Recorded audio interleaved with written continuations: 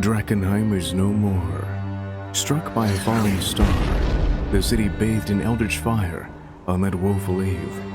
The tumultuous aftermath brought chaos, families torn asunder, and a kingdom shattered. 15 years later, monsters stalk the haunted streets of Drakkenheim. Caught amidst rival factions struggling to rule the rubble, 3 unlikely partners venture forth into the crumbling city in search of riches, renown, and revenge. Welcome to Drakkenheim. This is our weekly Dungeons & Dragons 5th edition game with the Dungeon Dudes. That's me, Dungeon Master Monty Martin. And I'm Kelly McLaughlin, and I'm going to be playing Sebastian Crowe, the half-elf shadow sorcerer. And we're joined by our good friends... Jill Danaitis, playing Veo Sjena, the tabaxi gloomstalker. And Joe O'Gorman, playing Pluto Jackson, the human battlemaster. Thank you all so much for joining us again, both players and viewers. If you're just tuning in for the very first time, Kelly and I post new videos every Thursday on our YouTube channel, where we're the Dungeon Dudes. We cover everything Dungeons & Dragons, including advice for new Dungeon Masters and experienced ones, as well as all sorts of guides and tips and tricks for players. You'll also find prior episodes from this campaign available for your viewing pleasure there as well. When last we left our heroes, Sebastian, Pluto, and Veo had trekked across the outer reaches of the ruined city of Drakkenheim, making their way from the northern reaches of the city, and let's see that on our map, in the North Castle region, heading all the way down the sprawl across the river and into the spokes. This long journey so that they could find respite temporarily in the nearby village of Emberwood, the last remaining bastion of civilization for miles around. As they traveled through the ruins, they battled against several gnolls passing by Temple Gate, and they crossed the Dran River with the aid of a strange undead ferryman named Mr. Styx. Oh, yeah. As they made their way through the spokes of Drakkenheim, however, they encountered a group of pilgrims following a faith known as the Falling Fire. They were being accosted by a group of bandits known as the Queen's Men, and after a short tussle, the group managed to fight off the bandits, although some of them managed to get away. And with a strange farewell to the followers of the Falling Fire, who made their way further into the city, our group made their way for the sanctuary of Emberwood Village. After encountering the erstwhile merchant Aldor the Immense, the group settled down at the Bark and Buzzard Tavern to have some well-deserved hot meals and a few cold drinks. As they sit around the table at the Bark and Buzzard, it's a small, familial establishment. Sebastian, you recognize it from your childhood as being one of the few taverns in the village. There were a few others growing up, but this was always one of those warmer family establishments where the fathers could come in from the fields and bring their children while they knocked back a few beers and reminisced about the good old days. The Bark and Buzzard's tap room is moderately sized. There's about 4 or 5 large tables all pushed together with benches and a long bar with several taps of cider and ale, a local brew that the family that runs the Bark and Buzzard have been brewing for generations probably. And you can still smell that beer in the air as the frothy mixtures kind of slosh across the floor as the taps are flowing quite eagerly. For what else is there to do in Emberwood Village on the cusp of Drakkenheim's ruins but drink yourself to unconsciousness to deal with the crushing reality of the world you live in? It's healthy. It is. It's coping. Emberwood Village is abuzz with many people passing through. However, on your way in, you passed by groups of merchants and traders, because trade is the lifeblood that keeps this city alive, and there are more than just yourselves interested in plumbing the ruins and the delirium. Whether or not some of the other people hanging around in Emberwood Village are bandits or the faithful of the falling fire about to make their pilgrimage further into the city, or even members of other groups, is anyone's game, because the village has become a bit of a no man's land. And you passed by what looked like maybe one or two patrolling members of the Hooded Lanterns. It really doesn't look like there's any guard force or sort of law and order established in the city, in Emberwood Village, mind you, because there's no authority that could say who to run it. Ostensibly, the mayor might still, or the burgomaster, there still might be one in Emberwood Village, but this is your first time here for years and years and years, and I don't think Veo really follows local politics. No, Did you definitely say not. Burgermaster? The burgomaster, yes. That Burgers. sounds delicious. Yum. Burgermaster. So as you you have all taken a table together at the Bark and Buzzard, and the Karen Alsberg, the hostess, a rather portly woman with a warm but chubby smile, has already brought you some drinks and a little bit of bread. She says, "Don't worry, there's fresh stew on the fire. It'll be by shortly." You hear my tummy grumble really loudly. Mm-hmm. I'm so ready for this. What was that? Pluto, Earthquake. I'm on alert. Pluto, did you say something? I think I hear danger close. I'm so ready. As you all sit down and wait for your food, what's the tone of the conversation? I'm quiet. I'm purring like a happy kitten because I'm anticipating all the food and I'm in the warmth and I feel safe and I'm just happy to be here. Pluto's reflecting on his almost defeat at the hands of Rarsh, and he's starting to he's quietly has this inner monologue of, "Am I worthy? He stabbed me 3 times. I almost died." You If say it it's an wasn't for inner you guys. monologue, but I feel like you're actually just mumbling this at the table. In between big things and I'm staring off into the abyss, I'm not even. So it's a very somber table right now, except for her. She's just like, food, food, food, and we're just sitting there looking down. I'm in kind of this staring at crisis. both of you being like, what's going on? We're getting food, guys. And I literally find a bone on the floor and I toss it out Pluto and I'm like, Pluto, tell me about that troll you killed. It hits off my helmet and lands beside me. I'm like, I didn't even do it by myself. Oh, Pluto. I had help. It's my biggest shame. There's nothing wrong with having help. We've worked together on so many jobs, Pluto. That's Well, I had help. Technically, it was my sword that helped me. Oh, what a 180. I was about to As say he something tries- nice, but as he never tries mind. As he tries to lighten the mood, realizing that he's been in his own head. Roche really got to him. He's still tending to his wounds.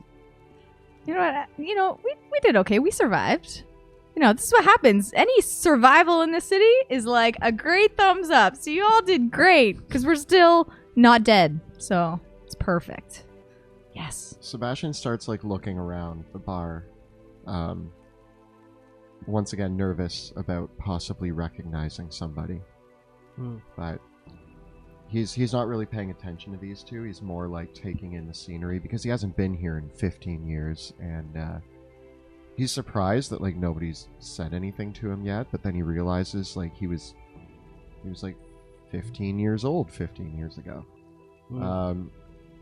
So yeah, maybe he looks a little bit different. Maybe nobody's going to recognize him. As your gaze passes around the bar, you see seated up at one of the bar stools is a tallish man with bright orange hair and a set of goggles on the top of his head. And he, as his drink, as Karen Alsberg kind of passes by him and sets a drink down in front of him, he turns around to look out around the bar, and his eyes catch yours.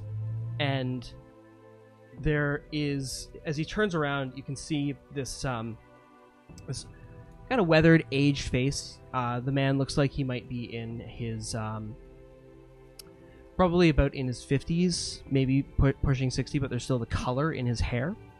And he has a very large full beard, and a mustache that has been turned up in a little bit of a twirl.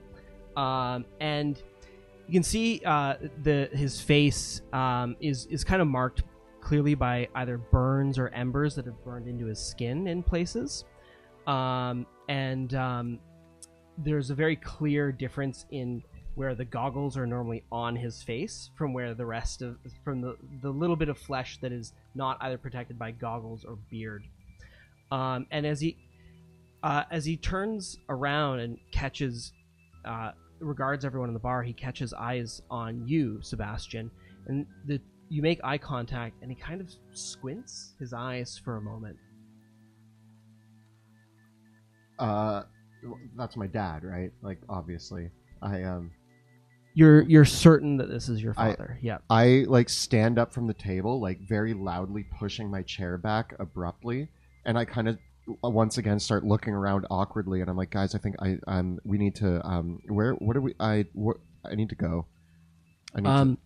And as you stand up, the flash of recognition appears on the man's face, and he says, "Sebastian?"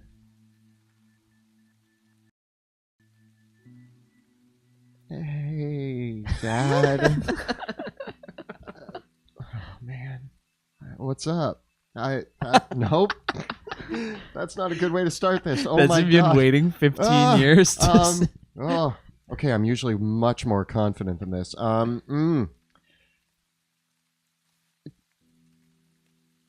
Hi. Good intro. Thank you. I've been thinking about this moment for 15 years, and that's the best I can do. Okay. You got this, Sebastian. You got this. That weirdo dresses like you. Thanks, Pluto. That's guys, this is my dad. I'm back. Hello, son. Is it you? Really? Is it? My eyes aren't playing a trick on me, are they? No, I've come home. He walks towards you. He comes off of the bar. He looks into his drink, takes a swig of it, sets it back down on the bar. I grab the drink off of my table and finish the rest of it and set it down on the table. He walks up towards you.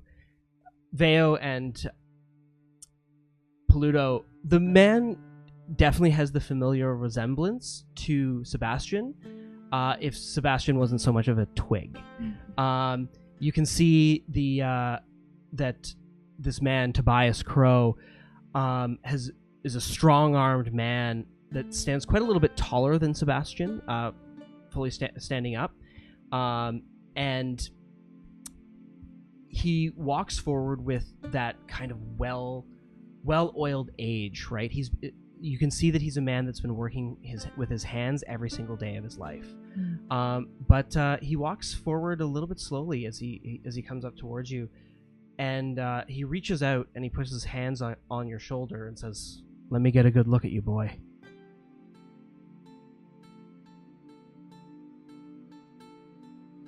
Are you eating enough? I mean, probably not. To be honest, we've been living off of scraps for the last while. We're traveling right now. You know how it is. He says, he turns to the bar and says, "Karen, it's on me for me and the boy and his friends. Shall I sit?" Please join us, Sebastian. More introduce us to this hulk of a man. This is my father, Tobias Crowe. He owns the blacksmith shop in town. We owned. He owned. Oh God, this is complicated. We're still going strong. Don't worry, boy. Good. That's good to Yeah. hear. That's yeah. Yeah. I'm sorry. For what? Oh, did you just fart? Maybe, but it's been a while, and I'm sorry it's been so long. I missed a few birthdays. It you has know? been, but the after you were taken, the Eckermans, one of their boys, years and years ago, the academy came for them, and they never saw that boy again either. I just figured that was what happened when they came. I have not met many others who the academy came, and I thought this will be good for you, that you'd have an opportunity, that you'd be safe, that you'd be taken care of in a way that you always were part of a world that I couldn't understand. I'm a simple man, and I figured that at least with the academy, wherever off you were going to be in the world, you'd be with people that would understand what was happening. So you haven't heard any stories about me or anything from No. after I left? No. No. No one's ever heard anything. Oh. Here in the, That's a little. here in Emberwood, it's been a strange 15 years, as you can imagine. But it's been good. The shop's been good. Life's been good. It's been war is good work for a blacksmith. I bet. It's good work for a sorcerer too. That's what brought me back here. I graduated from the academy. That's good. That's good. I'm glad to hear it. And what are you here on work then? Yeah. Some of my friends at the academy asked me to come back here and team up with. You've never met Pluto before. He's a companion of mine. We've fought together several times. Good And, sir. Where'd you get that chainmail? Oh, this old thing, and it's covered in acid stains and burns. In the morning, you should come over around my shop, and we can maybe negotiate a little bit for a deal. We can give you the friends and family discount. This, you never told me your dad. It's an honor to meet you, sir. He takes your hand and shakes it. And You remember? I mean, she was just a kitten when you last saw her, but you remember Veo. She was one of my friends. I do. You're still a troublemaker. Papa Carrot Top, of Yeah. course. I think I saw you lurking around the village once in a while over the past few years. I figured you were doing okay, but we haven't really spoke at all since Sebastian left. No, I mean, I've been doing some jobs, keeping my belly full, keeping an eye out for my dad. Did you happen to see him around? I know you used to know him. Oh, the old steward. Yeah. God knows.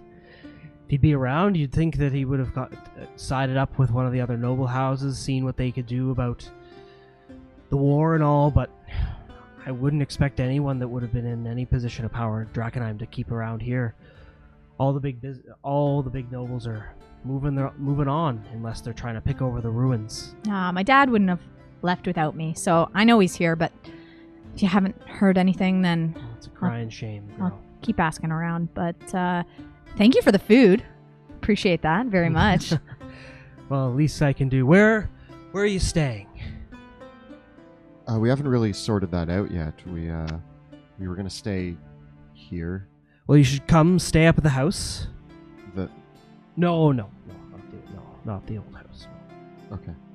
Don't know. I've got a new home now. Well, that's Sebastian. good. That's good. It's a new life. It's been a new life for me. In the times that gone, I'll admit I never thought I'd see you again. Surprise. I won't lie. This is going better than I expected. I was nervous. I was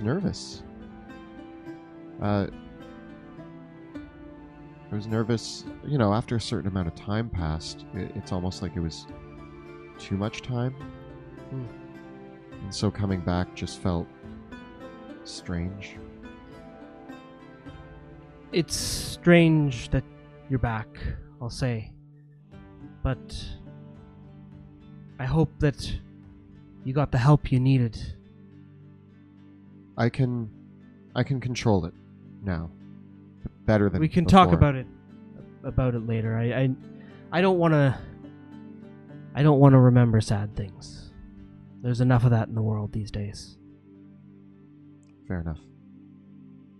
I'm just whispering to Pluto. I'm like, see, and he was worried. Yeah, why were we avoiding this place? This sounds great. Food, shelter. This is like pros all around. Armor. And the three of you going into the city then. Yeah, we're doing some work around Drakkenheim. There's a lot of jobs, and a lot of jobs for specifically people of our skill types. Never liked the city. Like it even less these days. Well, that makes sense. Feel you there. Yes, sir. We do want to get into the city. Well, that's a whole other matter entirely. I just make my wares here. I'll tell you, I've seen a fair amount of it come back into my hands or end up as scrap metal. But a man's got to work. Got to feed the bellies, right? Yes. Take another awkward. I kept your goggles that you gave me the I see that. That's how I Before. knew it was you. before I left. Yeah. But yeah, he kind of looks down at his drink and ponders over it for a moment.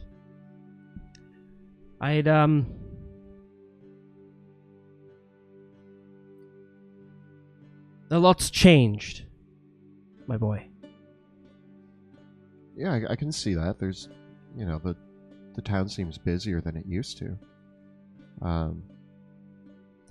don't want you to be upset by what I'm going to have to tell you. That's always a great way to start. I never thought I'd have to say it.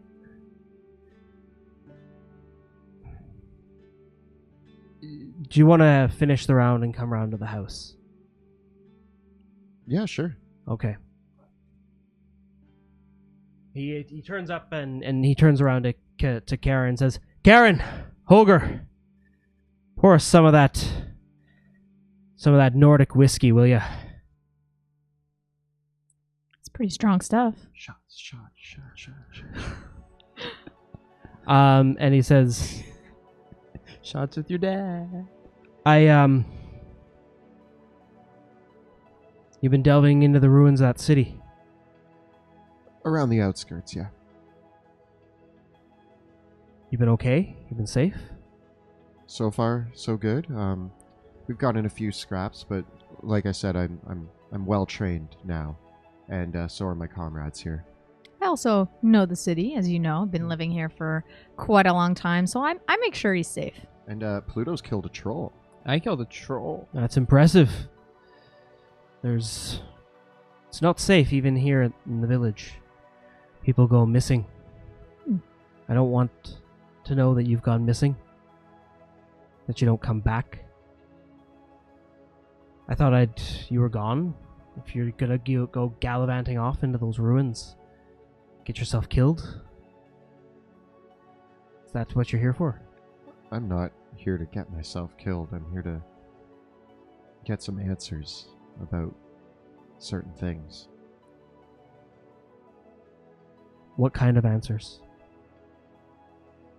You know why I was taken away. Yeah. I figured they'd figure that they didn't really tell me much. That man, he came. I think his name was Rune Warden? Eldrick? Rune Warden? Eldrick. He came and he said that they were going to take care of you now, that you were going to be an apprentice, that you were going to grow up in the academy, and that was all they could promise. That they'd do their best, that they'd take care of you. That was all I knew. That was all they told me. I had to come back. I mean, I woke up screaming in the middle of the south wards of Drakkenheim after having a nightmare of a falling star, and only a few days later, it was hit in the exact spot that I woke up. It's got to mean something. I don't know. Neither do I. That's why I had to come back. I was offered work from the academy, and work that would allow me to finally take a look at maybe find some things out that I need to know.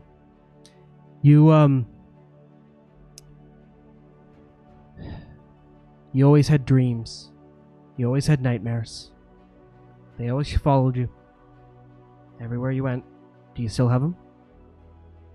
From time to time. There's still the hound.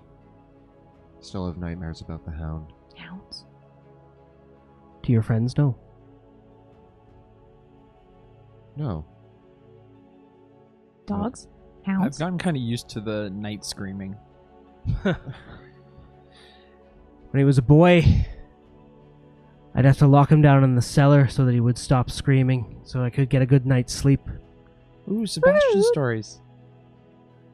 Yeah, they're not good. No, nothing. No, there's no fun childhood stories here. It was strange. That's why we didn't stay in the old house. I can't go near the old house. Why? Oh, you sold it. No one would buy it. It was a shame. Oh, that's Your a mother loss. paid a fortune for it. But we never lived there again. We got a new home. Shall we finish up the round then? Yeah, let's do that. I have so many more questions than when I arrived at this table. Well, ask away. It's been a while, Veo. Yeah. Well, locking in the basement for one thing. That's a bit harsh. We did it because the first time it happened, all the glass in the house broke with his screams. Okay, well, I mean, I could see why he would do that. Yeah, that's so, understandable. yeah, that's totally fair I that you get lock him in that. the basement. There were a few incidents in my younger days. It does not surprise me. Young incidents from young Sebastian having incidents? Like, They were way worse than the incidents I have now. Huh. Are you sure? Oh yeah. Oh yes. We don't talk about them though. Now's not. No. Why won't you go near the old house? Like, it's a perfectly good house, is it not? Let's finish up the rounds. maybe and, we could, find a way to sell it, help you move it, He get some money back. he in the- turns. He just turns to you and he leans in. He leans in very close. I also lean in. It reminded me of his mother. Oh. I mean, she bought the house, so that doesn't surprise me, but doesn't mean you can't sell I live it. on the new place is on the other side of town. Let's go. Yeah, we don't need to talk about this, guys. Well, let's move along. Finish your drink, Sebastian. Yes, sir. He knocks his drink back, Can I get some stew to go? Okay, thank you. and he leads you through the Pluto. What do you think?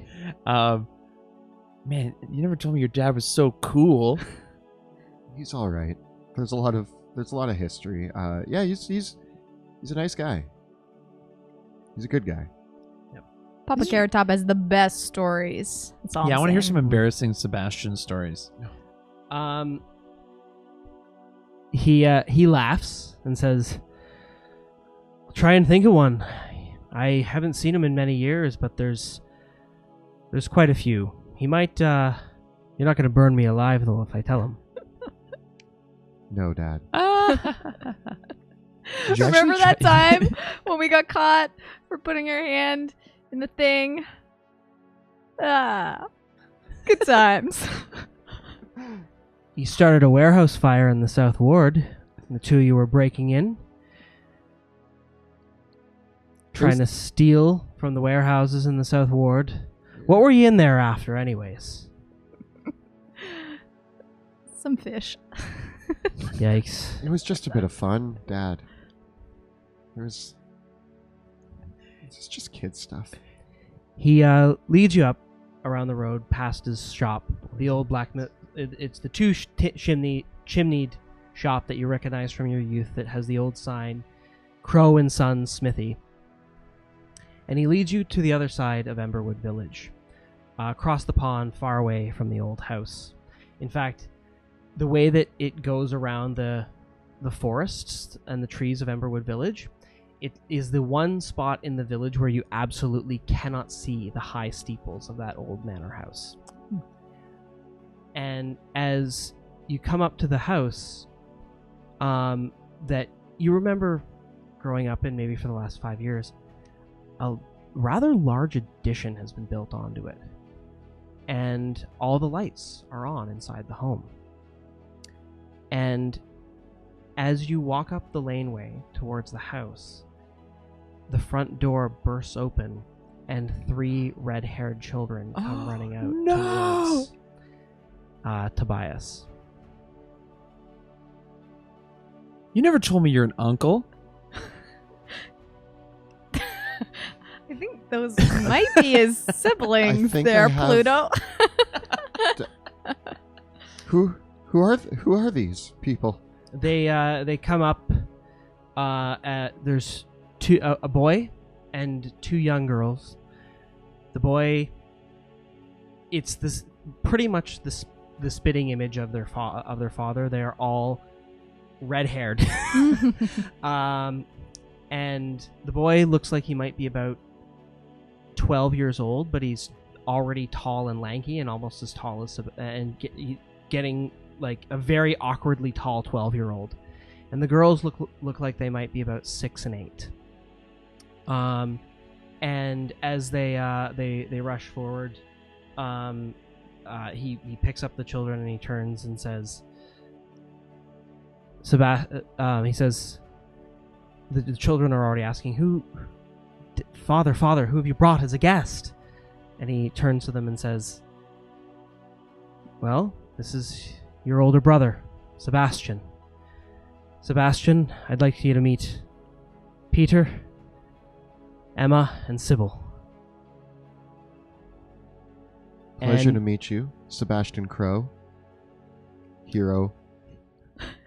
And as they turn, a blonde hair, an older-looking, fair, blonde-haired woman steps in the doorway. And he says, "This is my wife, Moira." Oh, yeah, that makes sense. It's very nice to meet you. I'm Sebastian Crowe. Maybe you've heard of me? The children come up and they say, "Dad said that you were at the academy." That's right. Is that true? Yeah. And one of the other children goes up to Veo and starts saying, "Is that a crossbow?" Oh yeah, baby carrot is my favorite weapon. And one of the 8-year-old goes up to Pluto and says, "Did my dad make that sword?" You wish. She kind of pouts a little bit back at you. And the Tobias turns to Moira and says, he kind of shrugs a little bit and says, "I said they could stay with us for the night at least." And she says, "You're more than welcome to stay. There's not going to be much privacy, though, for you. The children are going to be far too fascinated by the 3 of you." That's all right. And I give the little one a piggyback, and I start walking. I'm like, "Look at, they're so tiny." I mean, I'm honestly, gonna make the little kid carry my sword. he takes it out. The boy Peter, you can see he's the clear signs that he's already been working the forge. Like he sees the blade and is like, Yeah. He says, "Dad, I think you've got to make him a new sword."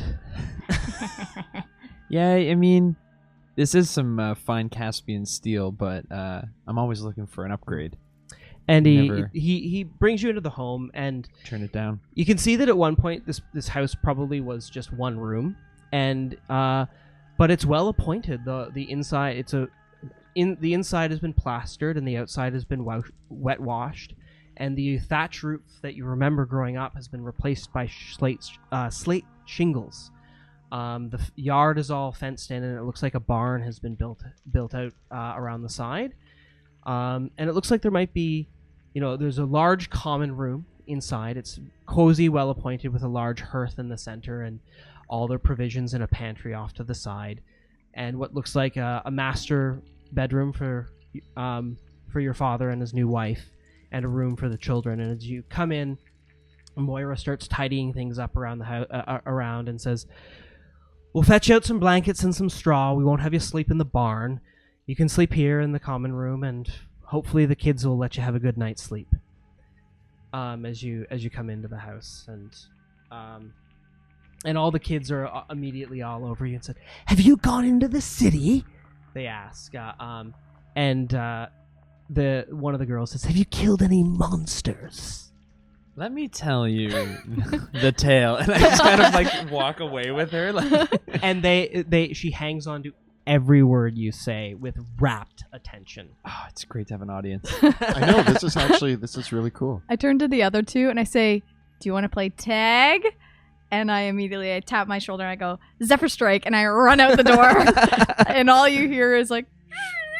And the younger one says, "That's no fair. I could never catch cats."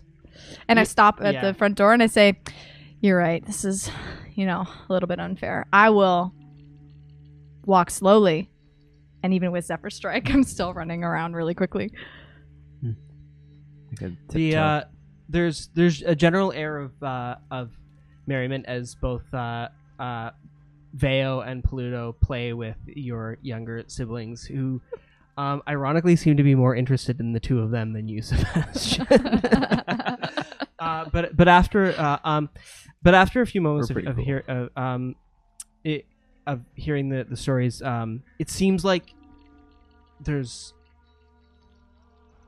that your father is kind of occupying most of your attention. As he says, he just asks, I hope everything will be fine for you to stay. The kids all share your old room, Sebastian, so that's fine. I'm pretty excited that I'm not an only child. I had no idea, and Is it okay if I visit? He looks and says, "Yes. Do you have a place? I mean, if you want a bit more privacy, I can talk to a few friends, and you might be able to stay in one of their houses." But and Moira says, "That's ridiculous. This is your son and his friends. They can stay with us as long as they need to." Thank you. Says, I've been sleeping at the Ackerman Mill lately. They turn to each other and says, "That place is still standing." Kind of. They look a little bit horrified. The Eckermans, they moved on a long time ago. For us, it's we're lucky. Your father says, turning to address all of you. It was very hard after you left, after the meteor fell. But a blacksmith makes a lot of money in war. I moved around a lot. I left Emberwood Village for a few years. And I met Moira. And we started a new family. I figured it had been so long since I lost your mother, and that you were gone. I might as well try to start over. I can't blame you for that. That makes sense. You're not mad. No, I'm not mad. He gives you a big hug. Oh. I just have a big Cheshire grin cat on my face. Sebastian finishes hugging him and says, I'm not crying. You're crying. And I am crying. And then like kind of like turns his back on the situation and like So sweet. quickly wipes away some tears and turns back around. He's like, anyway, good to see you. Yeah. He You guys have great great banter. he Should ask your. I'm the still night passes with processing. it with a few more stories and a little bit more catching up. At one point, Tobias turns to you, Pluto, and says, "That Caspian steel, I'm sorry to say, but it's garbage." Well, you should be sorry to say that. That's not very nice. I think you should come around the shop. You guys are going into the city in search of all those them weird stones, aren't you? Oh yeah, that's shinies. I need to fund my new expedition, and so I need some. If you can assist. But have you brought back any of the iron from the meteor? What? I think that's the piece we left. A few people have been bringing it back. The I iron. deliberately chopped it all up. I've been working on a few bits using the iron from it. And it heats up real hot. And it forges harder than anything else on this planet. Anything else in the area that I've ever seen. No one knows this yet, but the iron from the meteor might be just as valuable as that delirium stuff. Back to the rat's nest. Imagine all the fish. I'll try to ignore your slights against my people's goods, but you could make something better than this. No offense, but Caspians don't know hammers from their arse. I mean, I think about a time when I saw someone hammer their arse, and I'm like, yeah, I'll give you that. They put some nice gold and silver filigree on their armor, but take all the fancy trappings off it. What do you got after that? me. Exactly. I mean, I could always go for a new sort of shell. I can always be upgraded, and again, I'm politely absorbing your blows against my people. But I can see that you're a big brawny man, and I would love to see some of your work. And I think I can put aside my pride to delve into more luxurious and more powerful items. All right, so be it then. As the night begins to wind down and the children are put to bed, far later than they would normally be going to sleep, they take a very long interest in all three of you and are eager to play tag with Veo or ask about tales of monsters. And eventually the three of them come around to you, Sebastian, they say, "So Dad said that you're a mage." You want to see something cool? Sure. I cast Mage Hand and just start flying the hand around and picking up objects and moving them around the room.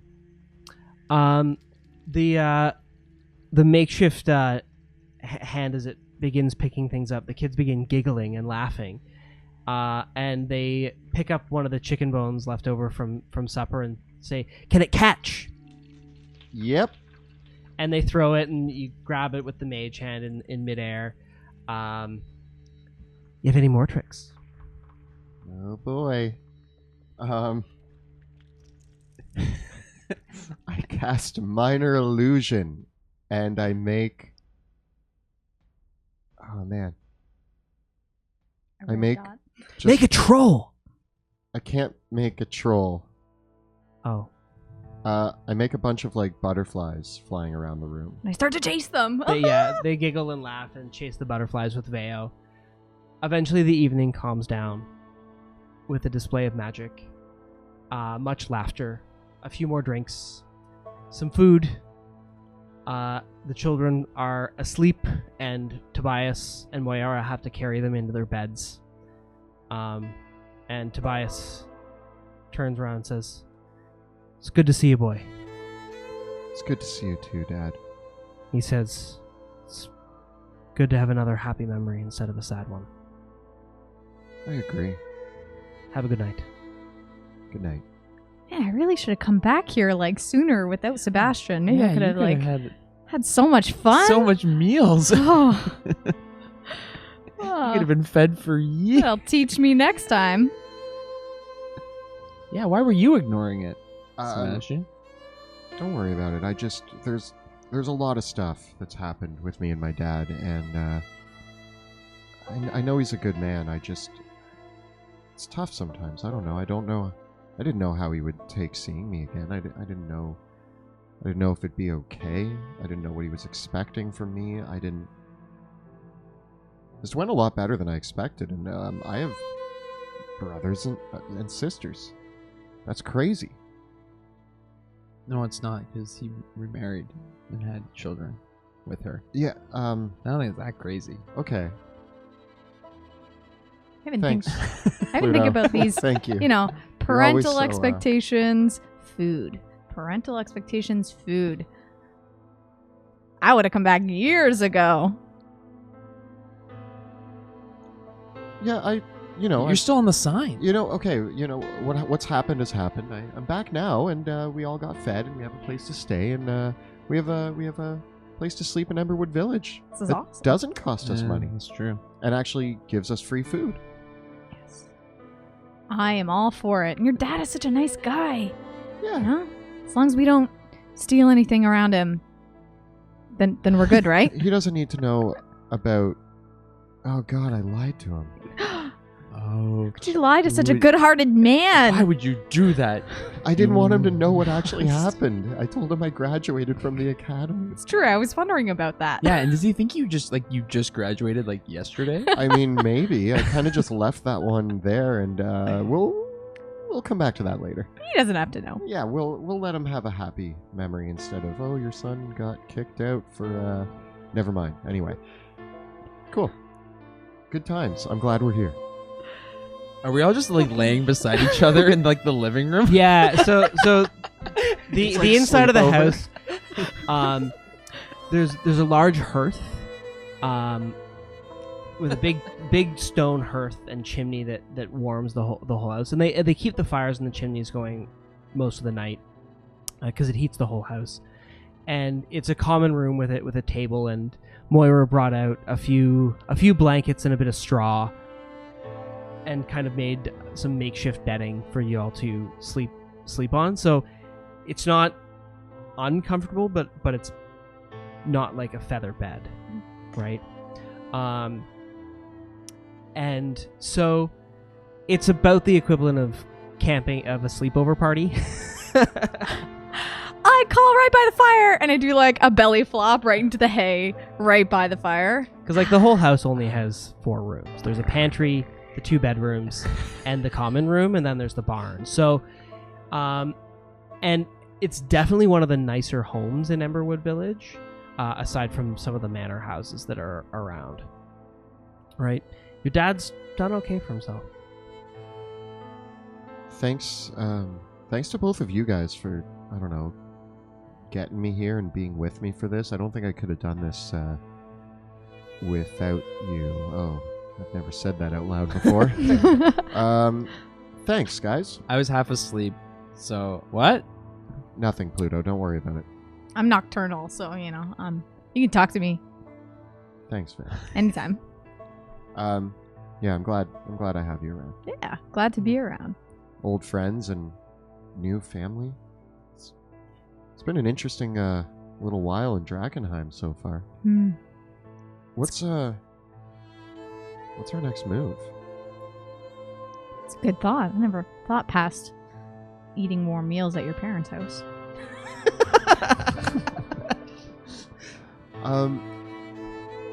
I mean, we're going to be finishing up this job with River soon, and we have so many leads to go on. We have the what is it? The Queen's Park. There's the Eldritch Lilies, but We I don't know. got some jobs for Oscar. getting into the city seems problematic. The haze is heavier in there. Well, speaking of needing friends, I got something we could do. So remember how I used to go into the city a lot? Yeah. I actually used to have this awesome hideout that I got kicked out of. You have a family too? No. My father's somewhere. But I have a place that I could stay. But If- Does haze? everybody have houses in It's Drakkenheim? It's actually above the haze, which is amazing, which is why a flying castle? Are you kidding? I'm not that rich. Oh, No. The clock tower that you see? Mhm. yeah. That's actually my hideout and my place, but Hmm. kind of got kicked out by harpies. And Kicked out You by mumbled that last part. Sorry. Yeah, I didn't quite hear it. harpies. I got kicked out by harpies. The irony is not lost on me. So, if we can make it into the city, we can't stay in there very long, but if we could hang out in my clock tower, it might be a little bit easier. We might be able to stay in and be there a little bit longer. So it's worthwhile if you could help me get my loft back. Like a base of operations in the city. Yeah. We could. Interesting. Interesting. But in order to do that, we'll have to get through one of the gates. Easy as pie. We can do that, no problem. But if you promise to help me get my hideout back from these darn harpies, then I would say we could call it a base. So we have a potential base. We have the Eldritch Lilies from Queen's Park. We have to deal with a gate. Sounds like we have lots to do on our list. Yeah, we can do that. I'll help you get your base back because, hanging out in a clock tower seems pretty sweet. And having a base of operations inside the city just means that we can hole up there, we can prepare, we can practice new spells. Well, okay, Oh, we're going to hold off on that because I don't want you to burn down the clock tower. Yeah, that's key to the... But we can definitely keep some stuff there, for sure. yeah. Veo, if you can get me into the city, I will help reclaim your lost tower. What do you think I'm here for? I can get you into the city, hopefully. I can Wait, get... you keep saying I there's can like a get you little in, bit like a hopefully. tag on. What's that last part? I'll get you in, hopefully. Yeah, you keep... What? How do you plan on getting into the city? I got a couple different ways we can try. I used to go in the sewers, and that was kind of an easy way in. So, that would be... it's not the easiest way, but it's a way. We also do have an inn with the hooded lanterns. Now, by an inn, I mean we did save one of them. We also saved a group of the those falling fire pilgrims. Yeah. That call. Wouldn't rely on those nuts too much, though. They aren't necessarily nuts. They might be, but they know a lot about the meteor. We could use one of them. We could use them just to get through, right? I want to talk to them. I want to know what they're up to. I feel like... Don't believe... Did you take a pamphlet? I ripped the pamphlet out of your bag. What have you been reading? I just took a few. You've even highlighted parts. I highlighted the parts that have to do with the crater. I'm interested. I'm an interested party. I've got one more way potentially we could get in the city. This is not the most recommended way, but it is a way, which is over the wall. Okay. And I said before that we shouldn't go over the wall, but we could. So the sewers, the gates, or over the wall. Honestly, how bold are you guys feeling? The obvious choice here would be to go the easiest way, which would be probably through the gate with the hooded lanterns. It would be easiest. I don't know how much my pride of going to those guys would help me any, but... There is also the gate that's... isn't that where the gnolls were coming from? There's a gate run by gnolls? Although that seems dangerous. If you want to take a look at your map, let's pull that up so everyone can see.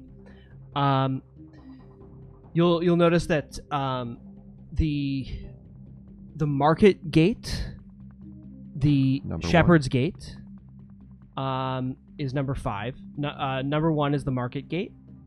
Number 2 is the Castle Gate. And number 4 is the Temple Gate. And those 3 gates are currently occupied apparently by various types of monsters. But number 5, which is the Shepherd's Gate, is held by the Hooded Lanterns because that's where they keep the old City Watch barracks. And gate number 3, according to rumor, is held by the followers of the Falling Fire as the entrance by which they're using to get into the south ward of the city, so that the pilgrims can then get to St. Selena's Abbey, which they're using as their sanctuary. Is Veo relaying this information, or do we actually own a map of Drakkenheim? You did recover a map of Drakkenheim earlier, and I think it's fair to say that all of you have a sense of the city, with the knowledge that things might not be quite as you remember, given it's been a long time, and there's certainly ruins and collapsed buildings on the inside. Well, your clock tower, number 12, by the looks of it, the easiest way, we're down Champion's Way right now. If we head up through Champion's Gate, which is run by the Falling Fire guys, then we can just go through the South Ward. We'll go right near the Great Crater, which seems maybe a little problematic, but then we can just cut across the bridge up to the clock tower. I would say the haze would be pretty strong there. So we'll be fast. It's the fastest way. We'll be fast. I look over at Pluto. You know. You up for a jog through some haze? I'm worried that you're gonna fall to this cult. Like, I feel like you're too. Don't. I'm you're interested. Too close to it. I'm interested in the crater, and so are they. We have a common interest. That's all it is. It's just like, this is exactly how they recruit people. Like, this is. I'm so worried. I'm not going to start shaving my head. You're going to shave your head. You're going to get these weird tattoos. If I start down that path, you have permission to punch me in the face. Full strength. Full strength. You know how much I like my face. What gate were the lanterns at again? They're at the Shepherd's Gate, which is marked by 5 on your map. Yeah, that's a long trek. We could make it there in just a short time if we just. But that is. I would say both are equal distance, especially if we go through the market square. That way's definitely the safer way to stay away from the haze. Right? Veo, you do know that the South Ward and the crater is by far. Next to the area around the castle are the most dangerous areas of the city. Yeah, we definitely want to avoid that great crater, like that until we figure out what the haze is all about. It's turning people, like they're willing to follow like these bald people into death, like that. There's no way that's okay. Well, since Veo's telling me that it's the most dangerous part of the city, I didn't know that. I just thought it was a cool crater that we could go look at. You wanted to go and join them. Not join them. Okay. Let's take the long way. I mean, all we have is time. I don't want any temptation. I don't want to give you any. I mean, time is on our side. It's not like we have to worry too much about we'll have other to cross jobs. The river with sticks again. This might be my biggest regret, but what are the sewers like? Dirty. I mean, we've been in there. That's where we lost rat food. They're dirty, but I don't not want to go back. Not untrekkable. Is it safer than the Champion's Way? In your professional. Well, the Champion's Way would be one of the most dangerous, not just because, but how close we get to the crater. So I would avoid that way if possible. Do the sewers cross the river, or would we have to still deal with the river? The sewers don't go under the river. At least, if they did, that would be completely shocking. The sewers generally empty in the river. Oh. Yeah. So The only, aside from access points that would be inside the city, Veo, you passed by an entrance to the sewer when you passed by near Styx's ferry. You remember seeing a few entrances there that were kind of exit points for the sewer, because remember the river flows to the south. So the area around where Styx has his ferry is where a lot of the sewers drain out. when we were crossing the river, I saw a group of very large turtles go into the sewer right near where Styx was, meaning that there's got to be a way in right around there. That's true. Yeah. We can hope that the turtles are friendly. I mean, I doubt it, but I mean, I feel like together we could really take on anything. We're a pretty strong group together. Yeah, we haven't almost died. Several times. Several times. So Nah. I think what I'm hearing is that the sewers sound like an interesting possibility as a way of getting inside the city, Definitely. as opposed to negotiating with anybody to get through the gates. I would say if the sewers don't work out, we can always try the lanterns. They would 'Cause be this- kind of my number yeah. one. Yeah. The sewers seem to be our best like free option. Yeah. Whereas these other ones we might have to make cut deals. But that being said, Pluto's a little hesitant to Go like, tracking back. into the especially if I'm sewers. gonna work on getting new armor and I'm gonna get all dirty and You're gonna get dirty I'm regardless. gonna get We're dirty in and no one's gonna Drakkenheim. think I'm a prince anymore. And it's gonna You're a bum prince? me out. Yeah. I forget that all. I thought you were a monster hunter. Which is it? Can it be? They're mutually Which is it, exclusive. Pluto? I could be both. I could be royalty and kill things. Yeah, I'm messing with you. There's little royalty acknowledged in Drakkenheim anyways, so Yeah, there's not much your use royalty looking like a means- prince. It's kinda what I'm more puts you working on a on. target for especially the thieves around here. I wouldn't worry about looking too princely. Where are we supposed to meet River? She said that she would contact you. Okay. We could also talk to Aldor and see if he has any Right. ideas on Shopping. if he's got like a maybe like a he's heard of a way in that maybe we could leverage maybe on the last group he sent to their demise, which I'm not afraid of. We could ask him, but I don't know how he's gonna know anything other than what we've talked about. But he may know something that I don't.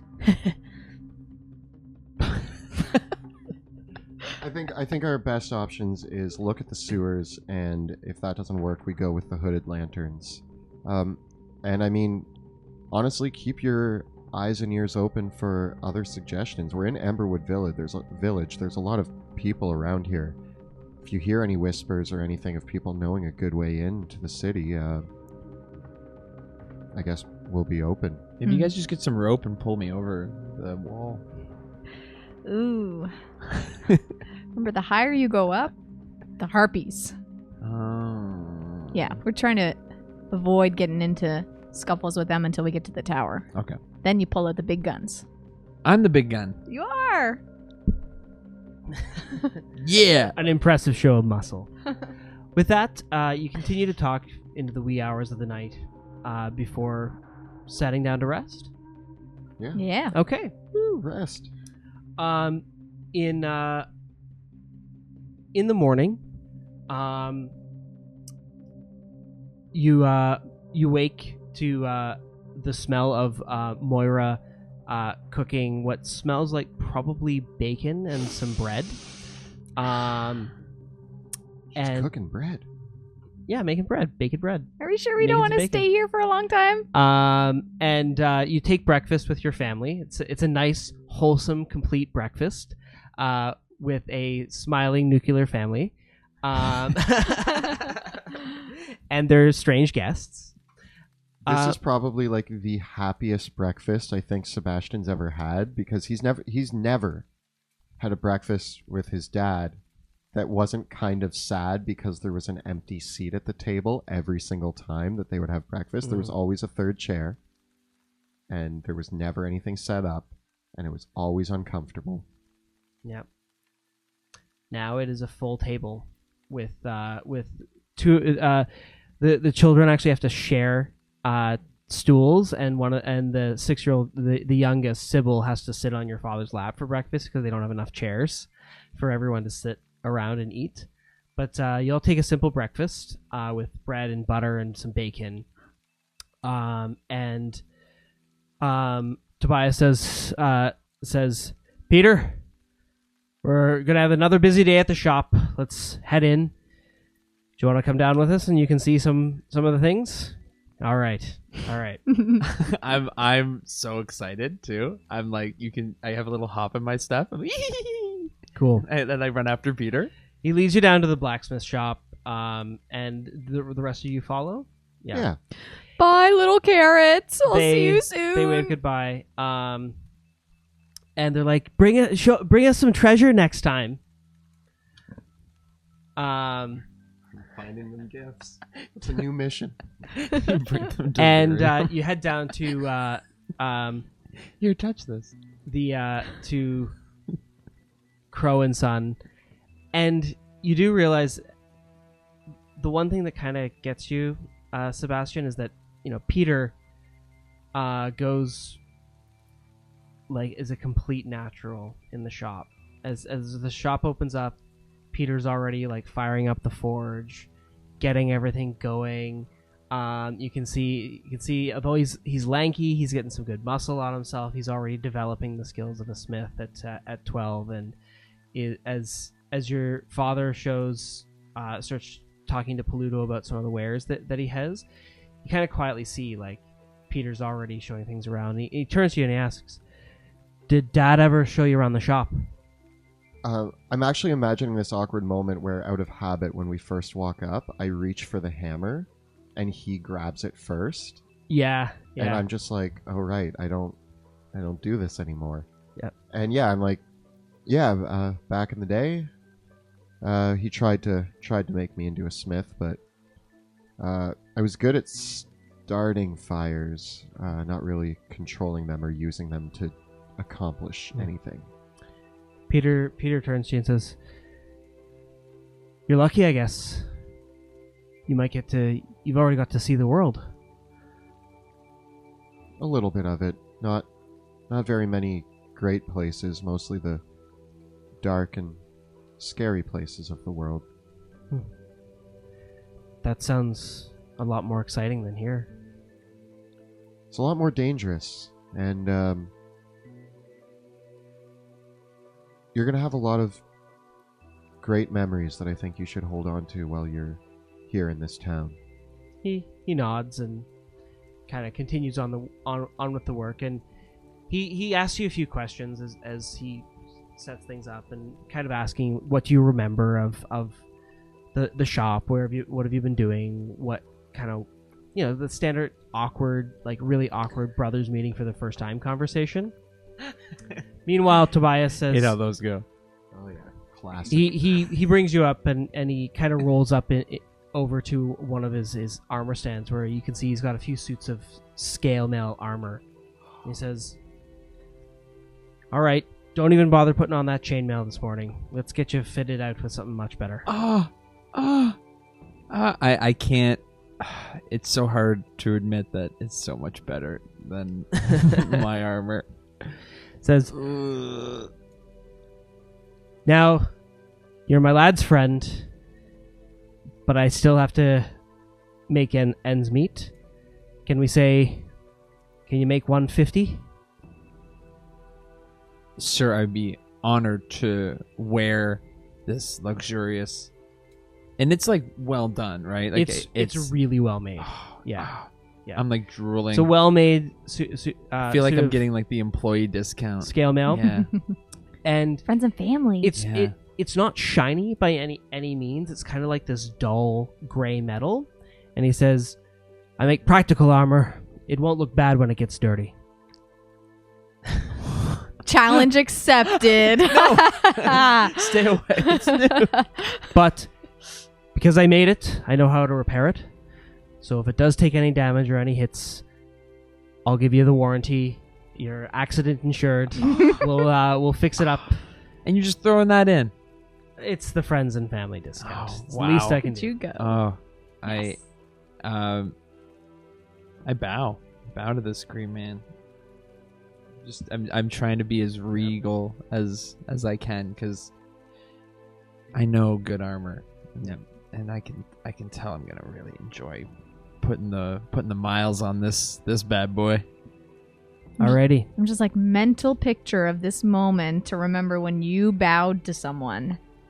Cemented. I see you looking, and I stand up. I'm trying to get you to bow to me for months. Yeah, but you aren't like you're cool dad. You're just you. We'll just have to make sure he ends up as your servant at one point again in a situation. Oh yeah, next time that you play my servant, I'm making you bow. I got one more thing before we go. And I walk outside and I kind of hop up and grab the sign and I carve, using one of my scimitars, an S at the end of sun. Because, well, now we got 2 suns. And I let go and be like, there, it's updated. You might want to change some branding everywhere else to reflect the amount of suns that you have. Did you just damage? Are you vandalizing the sun? You've been here for 5 minutes. Tobias smiles and says, "Thank you," and says, "It's a nice touch, Veo." The two of you can kind of see he's kind of like, "Why did she have to carve that into the Couldn't have sign?" just even But asked he's her. like, he understands the gesture. But it's like a wicked, like, bad S. Like, he probably could have done it much nicer than me if I just told him, but it's in there now. I as you like hop back down, I'm like, do you have any idea how much those signs cost? Nope. You just walk away. I did a good thing. As you climb up, you can see it looks like there's quite a big commotion back at the square. Oh. And you can see what looks like a troop of maybe about 30 soldiers, complete with banners, mustering up in the center of town.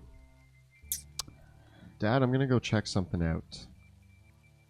And Veo's just like, ugh, we could have avoided. All right, let's go. No, we're just gonna go look. I want to see what's happening over here. I want to stay close to the back against the walls to be like, go ahead, go ahead. Pluto, are you coming with me, or I'm admiring my new armor. Cool. Is it super special? It's really comfy, but it is regular scale now. Okay. Effectively, yeah. I, It's very comfortable. And Pluto, as you all walk up to see, you can see this large assembly of several soldiers. They have blue and white banners, colors that you haven't seen in this area before. And Pluto, you're still admiring all your armor, so you don't quite pay attention, but as soon as you see these colors, you recognize that these are Caspian banners. Who are these dumb banners? Like, what are Hey. these? Hold your tongue. I can't. What? Why? And you I can don't see know, just do see that there's about the whole group of them are all assembling in town. Several of them are on horseback. They've got about a dozen horses with them. And it looks like a troop of about 24 men at arms, equipped in mostly chainmail armor with weapons and shields, all with this Caspian livery emblazoned on them. And then there's a small contingent of what look like a few porters and other laborers. And up around the head of the troop, started looking like they're addressing or inspecting the group, is a very large half-orc clad in full plate armor, and a very, very short gnome that is wearing very frilled, puffy blue.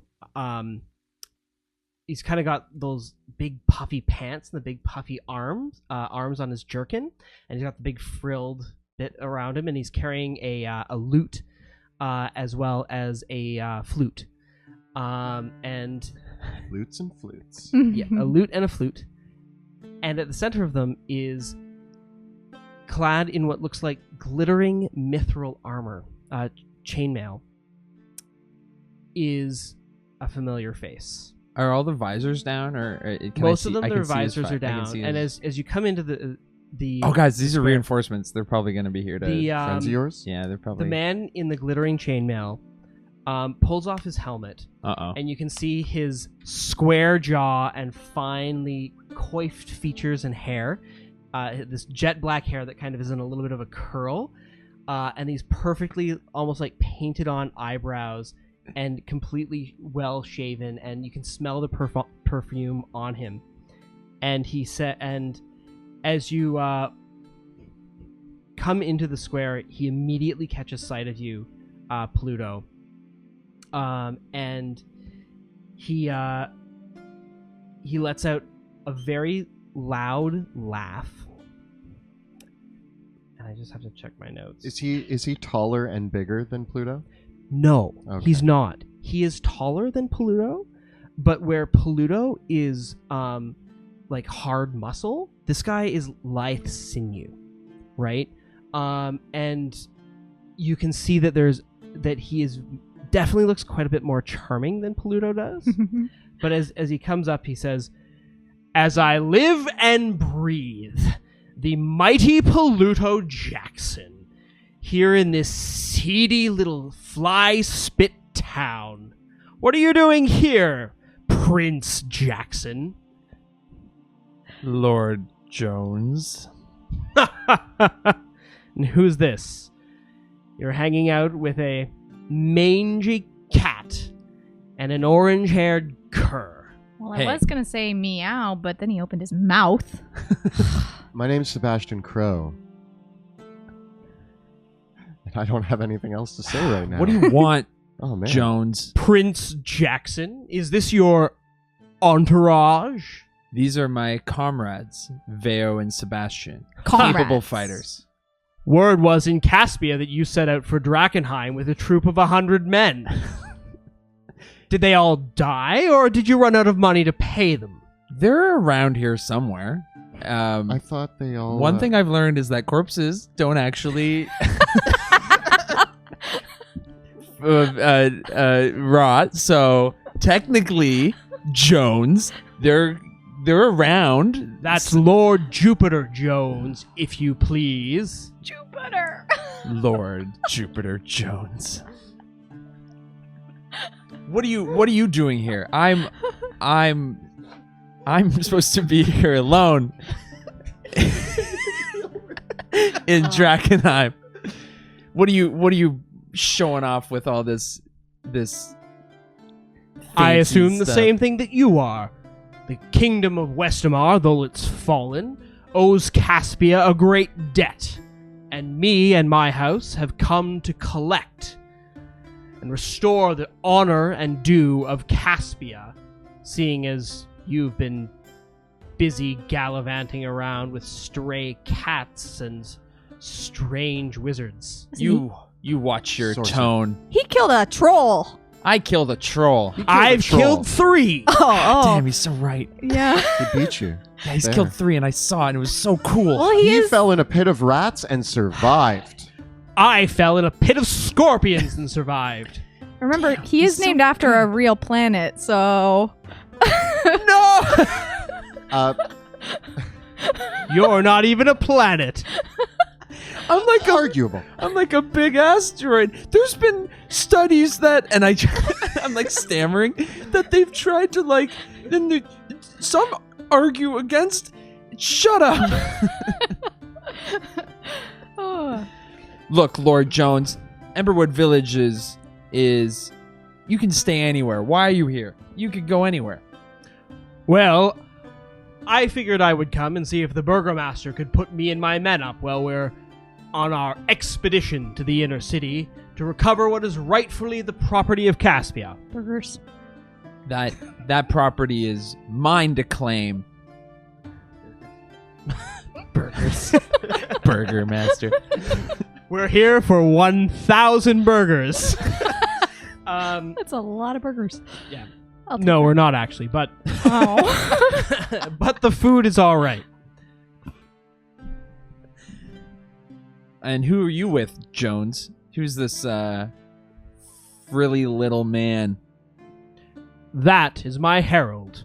and he introduces himself. And he speaks in this little gnome with his bleach blonde hair, and like his eyebrows are almost 3 inches long. They've kind of been pulled up, and he has eyelash extensions as well. So his hair is gelled up, bleach blonde. His eyebrows are extended, and they go way too far. And his eyelashes are. It says, "I am the great artiste of Caspia. Yes, Leamington Whithalf at your service. I am here to catalog the great exploits of Lord Jupiter Jones and make sure that all of Caspia hears tales of how he has conquered the ruins of Drakkenheim." Well, for sure, my herald's not dead, and he's right here. This is Yo. so he wears many hats. Sebastian Crowe, more charming than you, and I am his herald, and I'm here to write about all of his exploits and how he's going to reclaim Drakkenheim. So, what up? Tell him about the rat's nest. The rat's nest. Let me tell you, friend Leamington. We went into a den full of rats, and we came out with some cool stuff, and there were no rats left. And our lives. And so you mean to tell me that you've been poking around the bones on the outskirts of the city and haven't even delved deeper into where the real prize is? We've done lots. We actually we were just in the heart of the city, and we fought there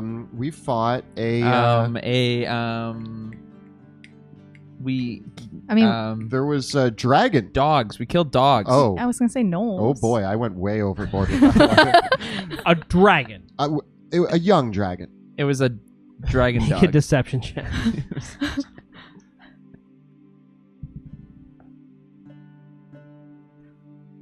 13. What color was the dragon? Red. Obviously. Yeah. And where's all its treasure? It was outside of its lair. We're still... I mean, we know where its treasure is. We're on our way there. We just came back here for some soup. You hear that, men? There's a dead dragon in the ruins of Drakkenheim, and its treasure hoard has been completely unclaimed. It's actually right next to the crater. Yeah. You've been to the crater, have you? Nearby. And, well... I've heard of this. Yeah. That's where the treasure's hoard, or the dragon's hoard is. He turns to the rest of his men. Men, we shall ride into the ruins, and we shall claim this dragon's hoard in the name of Caspia. Is this a bad thing? Am I doing a bad thing? No. Pluto, you're okay with We this? shall ride swiftly, fight strongly. Question. How are you planning on getting into the city? I have 30 men here. Pluto had 100, and they're all fine. Everyone's fine.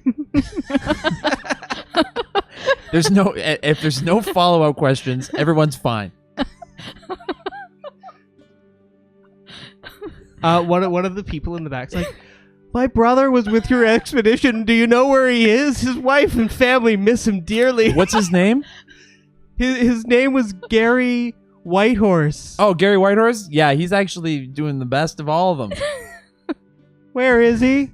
Oh, he's off On patrol. after the dragon horde. We kind of let him do some vacation time at the old Eckerman Mill. Make a deception check. 12. Oh, his wife will be so relieved. And who's this quickly changing topics, and who's this glittering who's the other companion? the half-orc. The half-orc. Who's Who's this? this? Is my man-at-arms, Bruce, Dead Dog. And he just says, I can respect that kind of last name. This Definitely. is my cat in the bag. I'm in a Veo. bag. What? I can kind of push her forward. I can beat up some things. Yeah. You nailed it. Comes a response. Well, I must say, Prince Jackson, I am thoroughly unimpressed with your companions. What? Ouch. Well, takes one, no one. And you know what?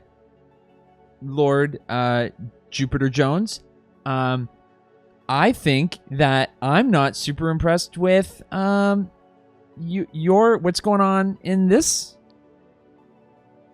right now. Really?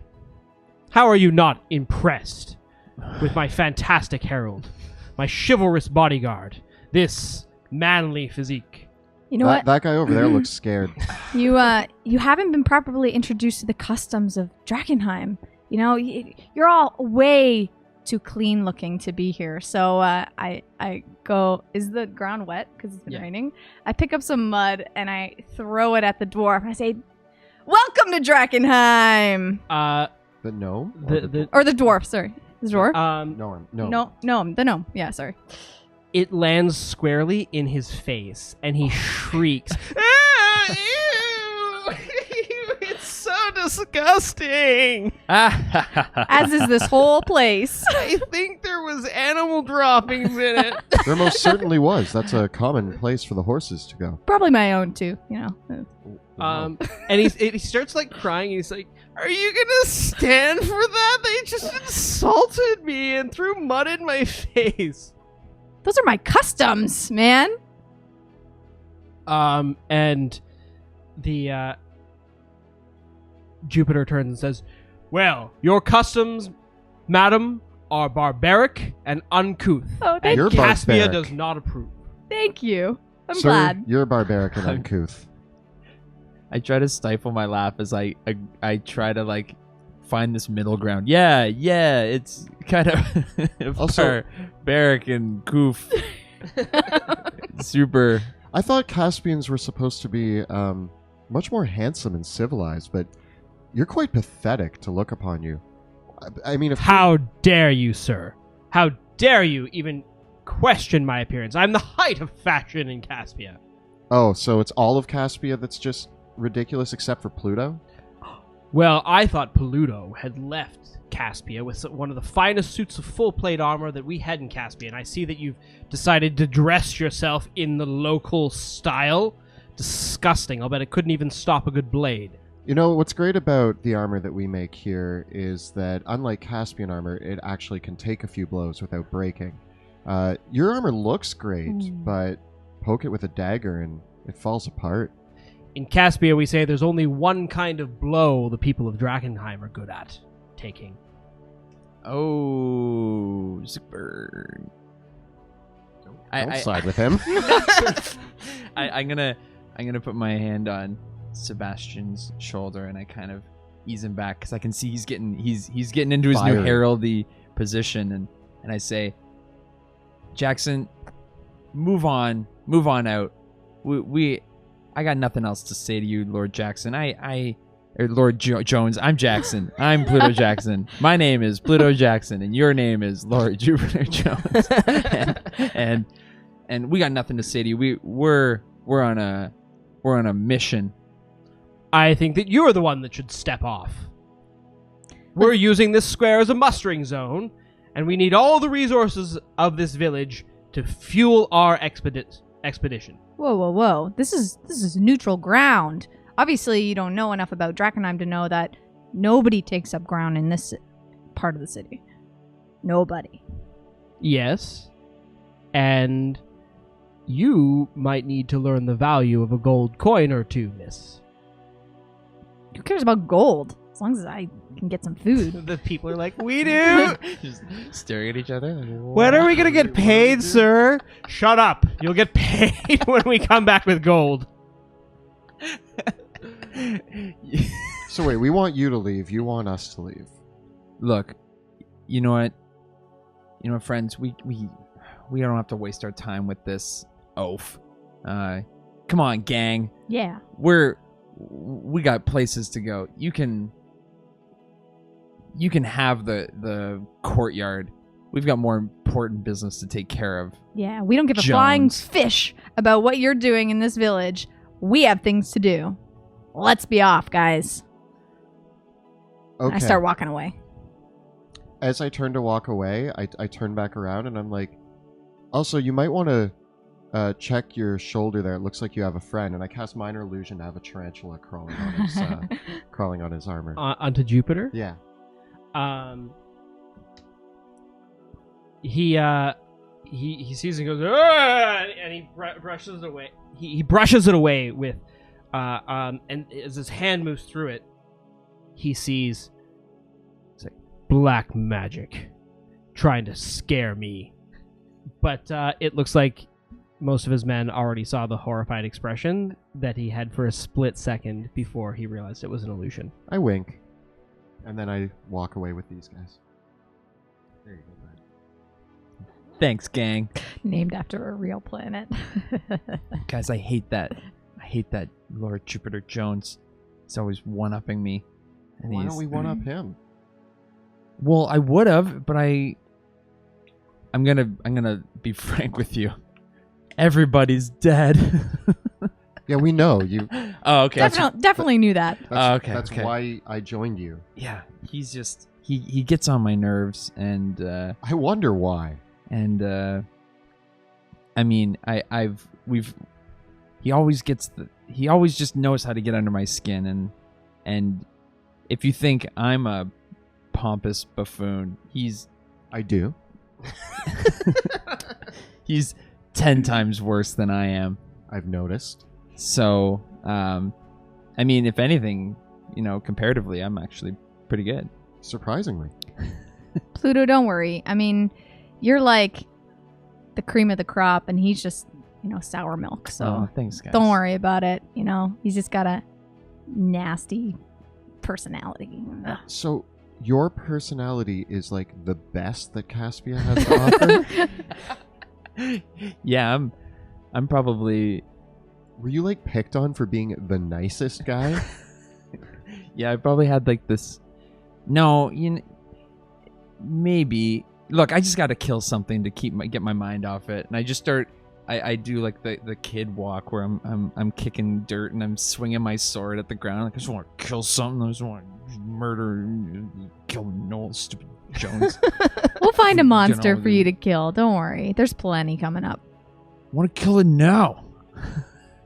Save it for the harpies. Save it for the harpies. I want to say a big thank you to Axe and Shield for providing us with the awesome gaming accessories we use, and to Tabletop Audio for the great ambient music you're hearing. And finally, 100 Years Bore for the amazing narration in our introduction video.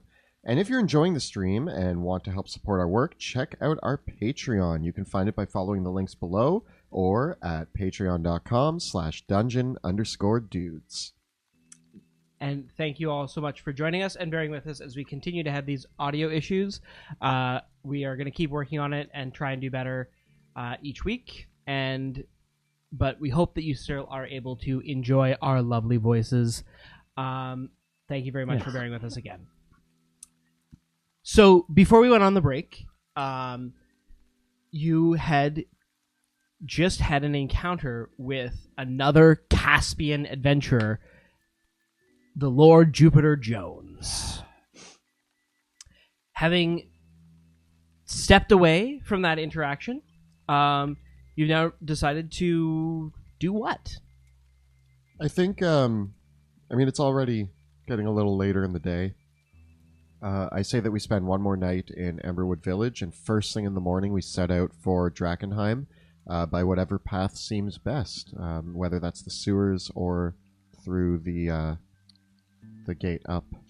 Yeah, if you want to spend the rest of the day kind of hitting up the provisioners, checking in with your father at the blacksmith, and getting any other supplies, that we can kind of hand wave most of that and figure out what supplies you need before you set out again. Is there anything in particular that you want to make sure that you do before with this time before you set back out into the ruins? Particularly regarding supplies and stuff like that, because now is the time to make sure that you've got them. I think with me, With Veo, she's definitely looking to get as much rations as she can carry, because she's got a little bit of gold in her pocket now, and she wants to make sure that if we're going to be traveling across the city and potentially not making it back here right away, that we have some food. Okay. Do you all want to stock up with rations, and if so, for how long? Maybe like a solid 2 weeks. Is 2 weeks crazy? It's a lot of stuff to carry, but not. I can do some of the. Okay. I got room in my backpack. I mean, we need enough rations to get us to the clock tower, and then I guess you want to like stockpile some there. The to avoid having to find, because if I'm not mistaken, the Emberwood Village is like that's our trading. It seemed pretty scarce on our way down. Yeah, if your plan is to make a base of operations out of the clock tower, it's almost in the center of the ruins, which means that if you need to come out and resupply, you'll have to go through the city again to get back out. I think maybe we should bring some extras just in case. So even if we take a little bit more than what we need, as long as it's rations that will last. So more like salted meats and so stuff like that. How, based on what we know about Veo's appetite, how much can we expect to bring for? Like, are we doubling? What are we looking at? 3 weeks? You want to do 3 weeks? If we can carry. I mean, 2 weeks would be... 3 weeks is probably too much to carry. Yeah. Okay, 2 weeks. I would say 2 weeks, and, I can have some self-control if I know it needs to last. Some. Not a lot. I'll carry some of the heavier, meatier stuff. Okay.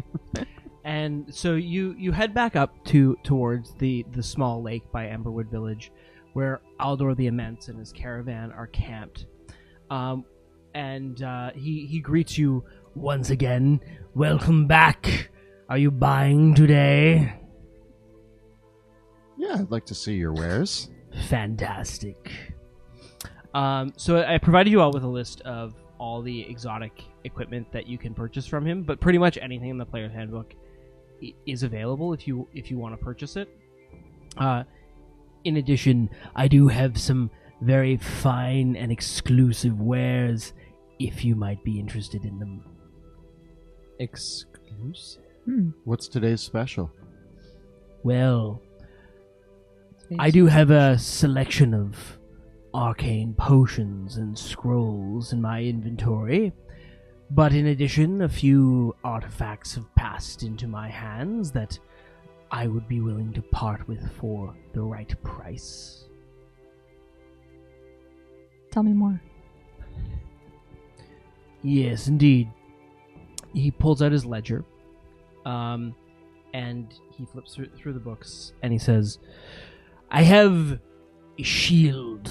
It was owned once by a paladin, a sentinel, who fell in battle. It's gone through many owners, and is magical in nature. Next, the Amethyst Academy once in a while is able to furnish me with several of their wands.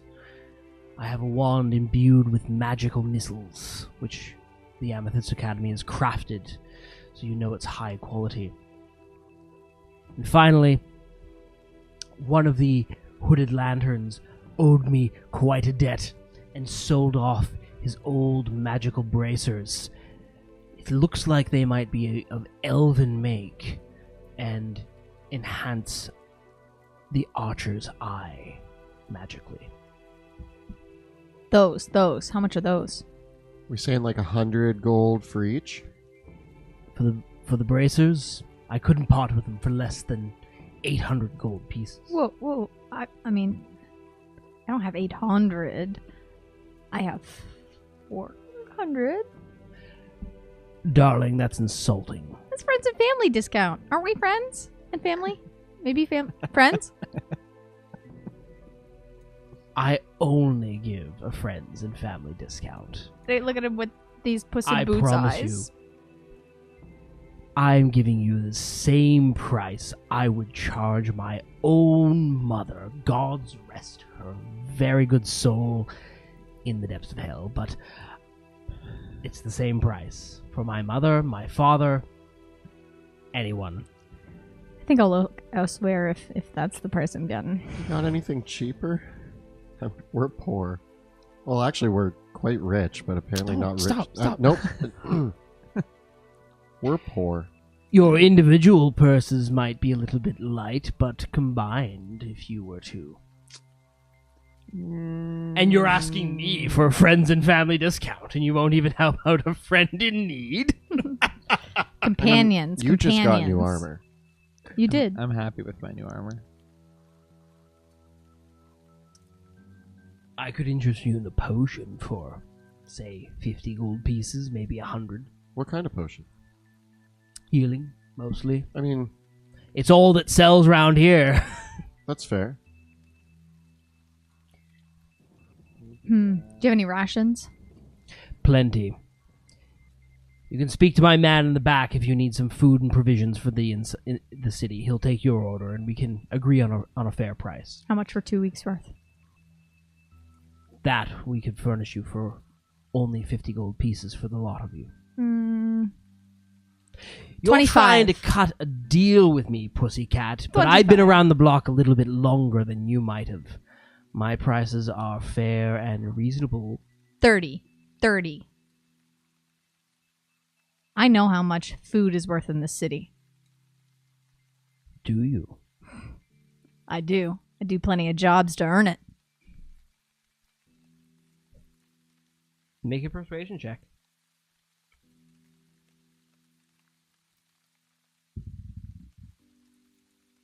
$21. 40. 37. 39. Sold. I got us a deal. Veo. I know well done. food. I know food. Yes. Deal. Consider it a loss leader. What? Maybe we'll buy. Now that you've filled our future stomachs, maybe we can. We'll think about doing some more business with you. We might Big need guy. to get a little bit more gold before. Yes, I must admit, I am a man who knows and understands what it means to eat. He says, rubbing his immense belly. I I'm a little don't. uncomfortable. I very much promise you, I would eat these rations. They're excellent. Only the finest salted pork, and good whole grain breads, dried nuts, fruits, lots to last you. A little bit of a sweet element in the end for the long journeys by the road. Wonderful. That sounds delicious. Yeah, I'm We've been eating roasted rat mostly. yeah. That's why it's the premium price, my friend. I'll be the Dogs. judge of that when I eat it, and you'll know by my returned appearance to buy more. It's a shame that you didn't pay the full price. I do have this candied salmon. Are you okay? She, We don't need it. Veo's falling over. We don't need it. Maybe next time. That's a shame. I was thinking of having it for my lunch. Do you want to share? He says, "My good man, bring me up some of that salted salmon." And the man brings the salted salmon out. The candied salmon. And Aldor opens up the packet and says, "I like to have a little hors d'oeuvre before my lunch. Is there any other business you would like to do?" he says, dropping a piece of the candied salmon in his mouth and chewing. And, like, you know how there's the people that it drives you insane how loudly they eat? Yeah. This is Aldor. So he's just like, oh, it's very delicious. Quite fatty, this one. I think it was cooked in oil. How much for the salmon? You did it. You got her. This is my lunch. Yeah, but how much for the salmon? You would buy it right out of my hand. Yeah. I think you underestimate my desperation for candied salmon. How often does that come around?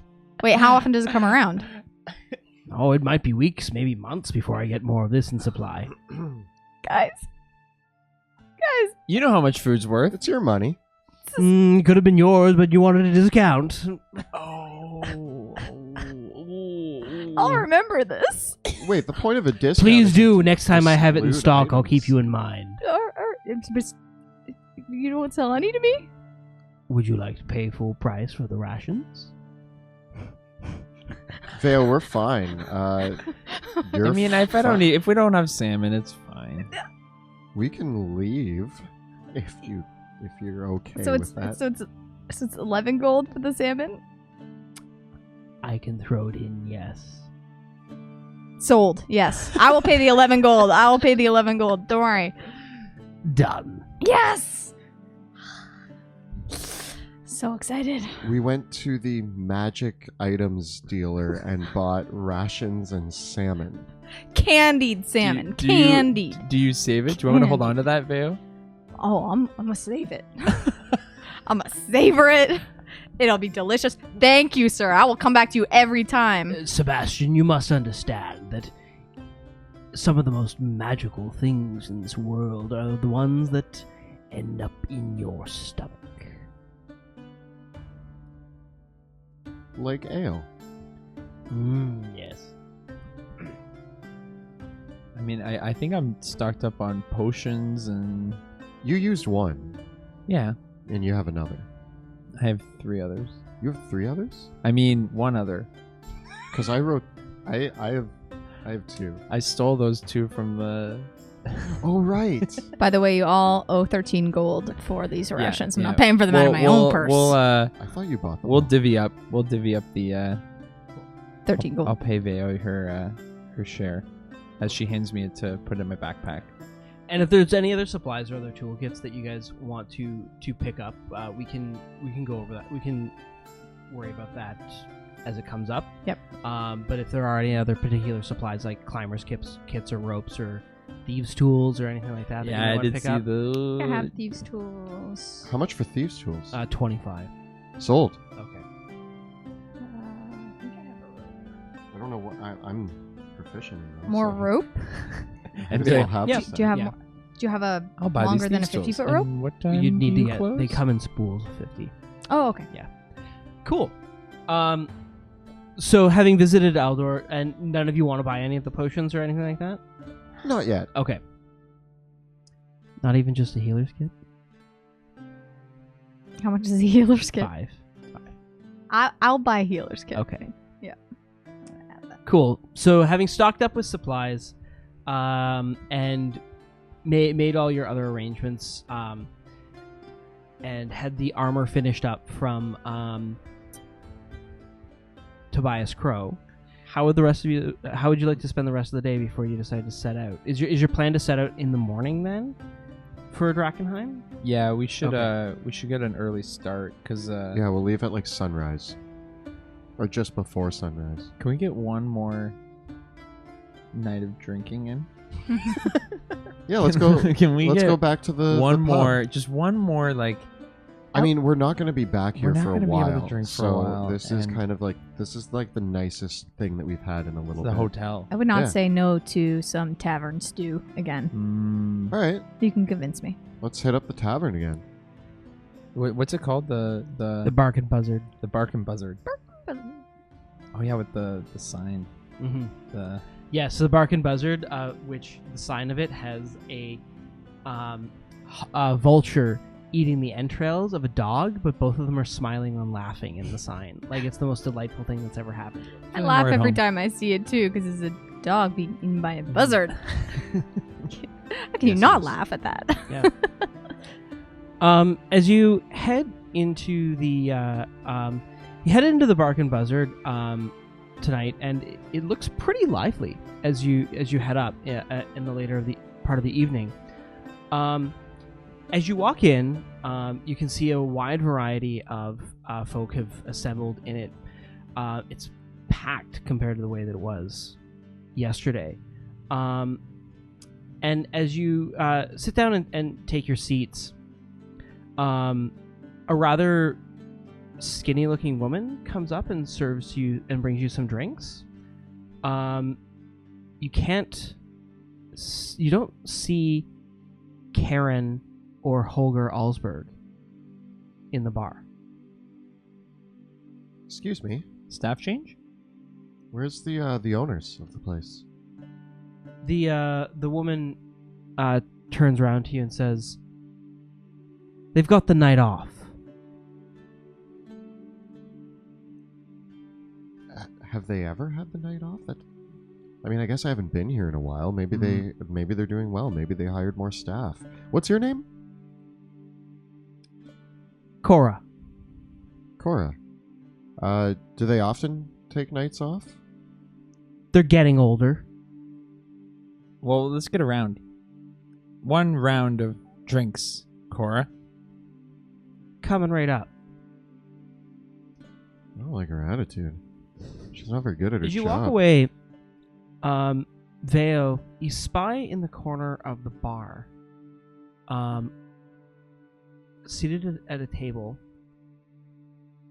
are 4 familiar-looking people.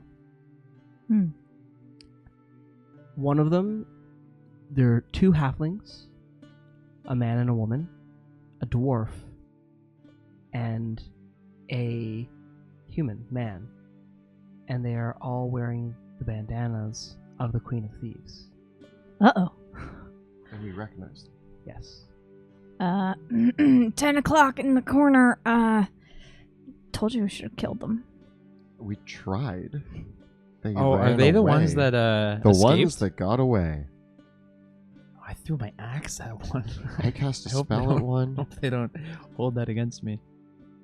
Whoa. Have they spotted us? Do you caught them in a glance? Do you look to see? Yeah, they're like behind me, and I'm gonna like glance over my shoulder at them. Cool. Make a deception check.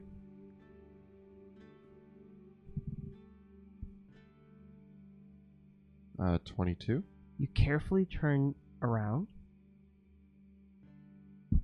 and they are watching you like hawks. Is there anybody that looks familiar from the day before? You look around, scanning the bar. Make a perception check. 13. Scan around. You don't recognize any of these people. And all of them are armed. And you think you can see the insignia of the Queen's men on another one of them. It looks like they've taken a quick effort to try and conceal it under their cloak. It looks like there must be about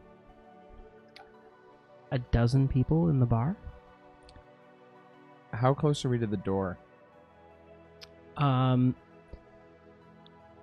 You have to move past a few tables to get to the door.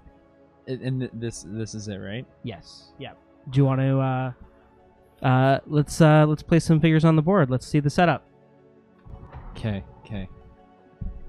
We're at the bar? What table did we take? The one by the stairs. Oh.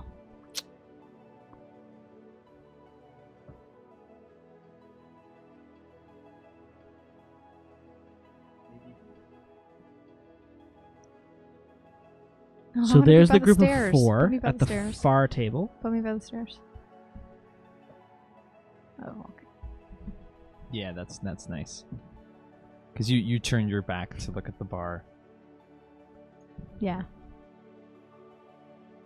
And I made eye Vale's contact. the one that saw them, Yeah. and I'm the one who turned to look at them, so that makes sense. Where's our drinks, Cora? Come on. The woman in the red dress there is Cora.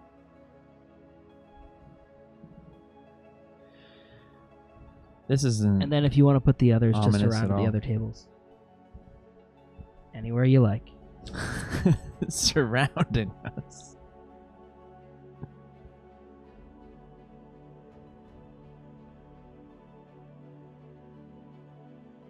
Oh my god. There's so many.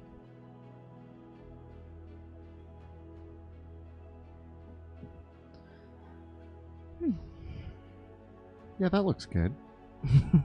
Nobody's sitting at the bar. So I've looked around. Yeah. I'm starting to see that this place looks a little bit crowded with the wrong type of folk. Yep. This is supposed to be a family institution. And is that a door that's directly behind Veo? Yes. I glance at the back door and then at you guys. Can we do about 20 seconds of shifting eyes of just like looking back towards the door I like and then it. to each other Pork chops. and then the other Pork chops. Pork chops.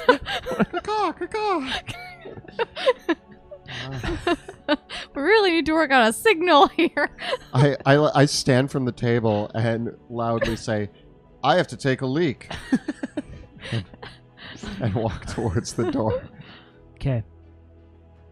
You get up from your chair, and as you do so, there's a large man at the base of sitting at the table at the base of the stairs, right there. Yep. And he turns to you. He's wearing leather armor, and you can see that he has his hand on the short sword that he's wearing at his side. And he says, "The outhouse is occupied. You'll have to wait a moment. Just sit down." I mean, I can go pee in the bushes. It's not a big deal. I can just pop out the back door here. I mean, I don't need it. It's fine. So he says this to Mhm. Sebastian. Yep, right? to Sebastian.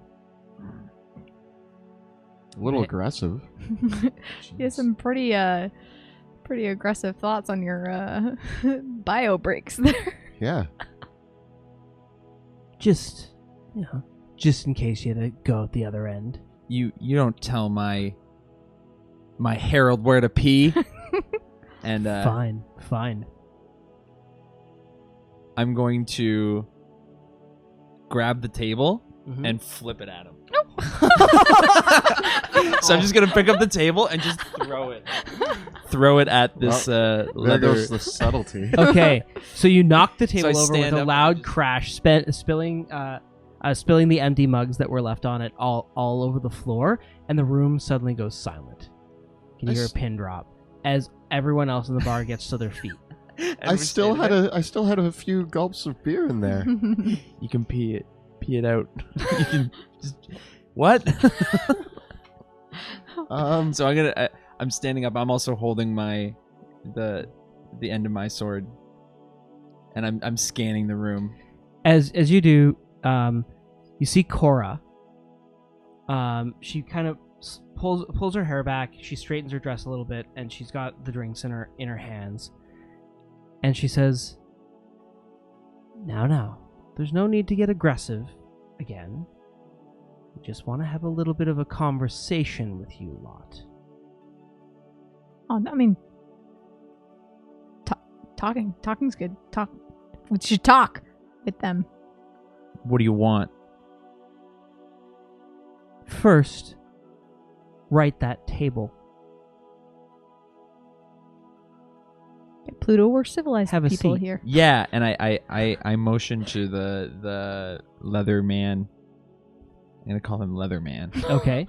And I don't take my hand off the sword. And I just stare at him. 'Cause I don't. Pluto flips tables, but you don't pick them up. He says, "Do it yourself, cur." Sebastian sighs and starts picking the table up. It's very heavy, but you manage. Thank you, Harold. The table as you flip the table back over, she puts 3 mugs of ale down in front of you, and she says, "Have a seat, take a drink." And then she comes around the other side and sits down as well. Yep. and I'm just sitting in my chair, and you can see my tail just swishing behind me, and I'm just like, this is really civil. Hi. Do I have the feeling that she's that she poisoned it? I don't know. Do you? I do. I don't know how to tell you what you feel. You're in control of your feelings. I do. I don't touch the drink. I pick the drink up Mm-hmm. and I say, suddenly I'm not thirsty, and I pour it onto the floor. Why are we all being so rude? She frowns. She says, "Not many people around here would turn down free booze, but fine." I take mine and I'm like, free booze, okay, thanks. Okay. And do you drink? Yep. Okay. And she says, she gestures over to the four sitting over on the side. My friends there say that you all had a bit of a disagreement with them in town yesterday. Yeah, they were gonna kill some children. It's our turf. They weren't going to kill anybody. That's not what they said. They're just collecting the queen's tax. They said they were gonna gut them like pigs. Literally, that's what they said. She turns to them and goes, "Is that true, guys?" And they kind of like they just shrug.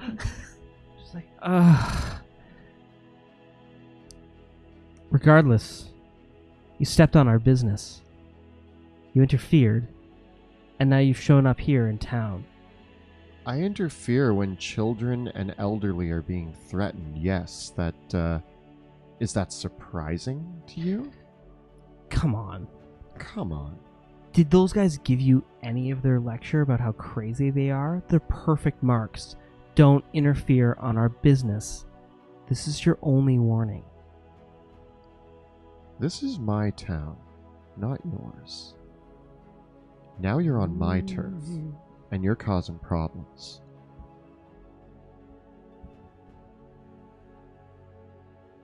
Listen, the queen is powerful.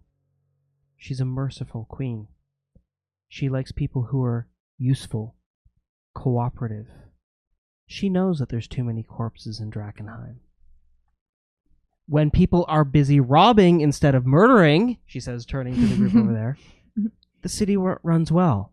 It starts to feel a little bit like home again. Things go well. Bunch of mercs like yourselves come into town, start butting their nose in business they have no business in. Then we run into some problems. The queen has a lot of work. She has a lot of use. You've already killed 6 of her boys. That's a problem. But maybe we can come to an agreement. What do you think? What sort of agreement? Careful. I don't trust this. I don't trust them either, but, I mean, we either fight to the death or we hear them out and then still potentially fight to the death. I'd rather hear them out just in case there's something good here. What do you got? Queen's interested in making some big scores. We've been listening in as you've been asking around town. We heard that little kerfluffle that you had this morning with Lord Jackson.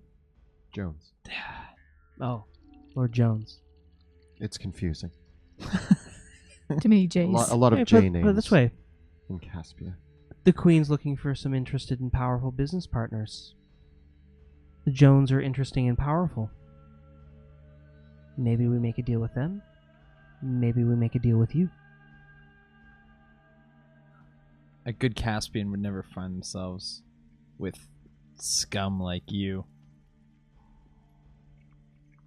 Bunch of thieves and thugs and Is that the way we're going with this? and My tail starts swishing faster. I said it before, this is our turf. Now I suggest that you leave with your men before things get ugly. And I'm gonna cast Suggestion on her.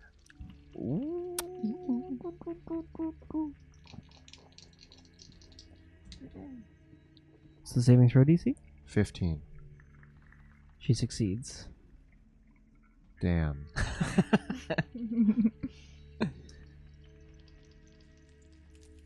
She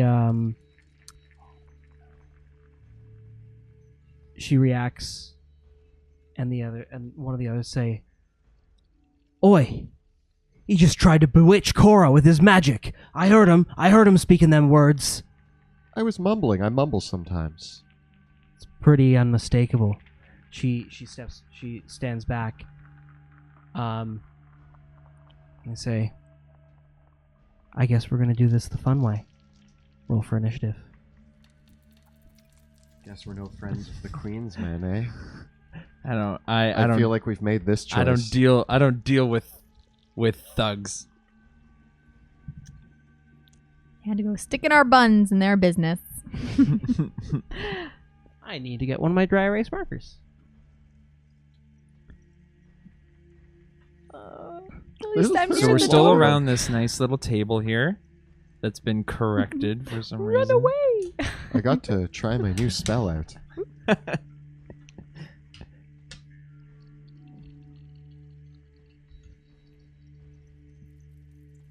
I took Suggestion when I leveled up, for anybody who's interested.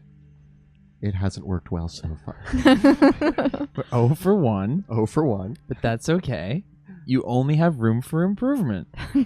I could only go up from here. Or at least stay level. Yeah, I'll either stay the same or do better. There's no down. Okay, so going down the order. What do we got? Veo? 10. 10? 17. 17? 20. 20. Okay. Whoa. I know, I impressed myself. High roller. I rolled terrible. That's It's okay. okay. Oh yeah, you did. You have the best initiative out of any of us. Yeah. So what did you get again, Sebastian? 17. So the group of thugs that you faced last time are going last. Yeah, because they're scared. Veo. Then the other bandits. Bastion.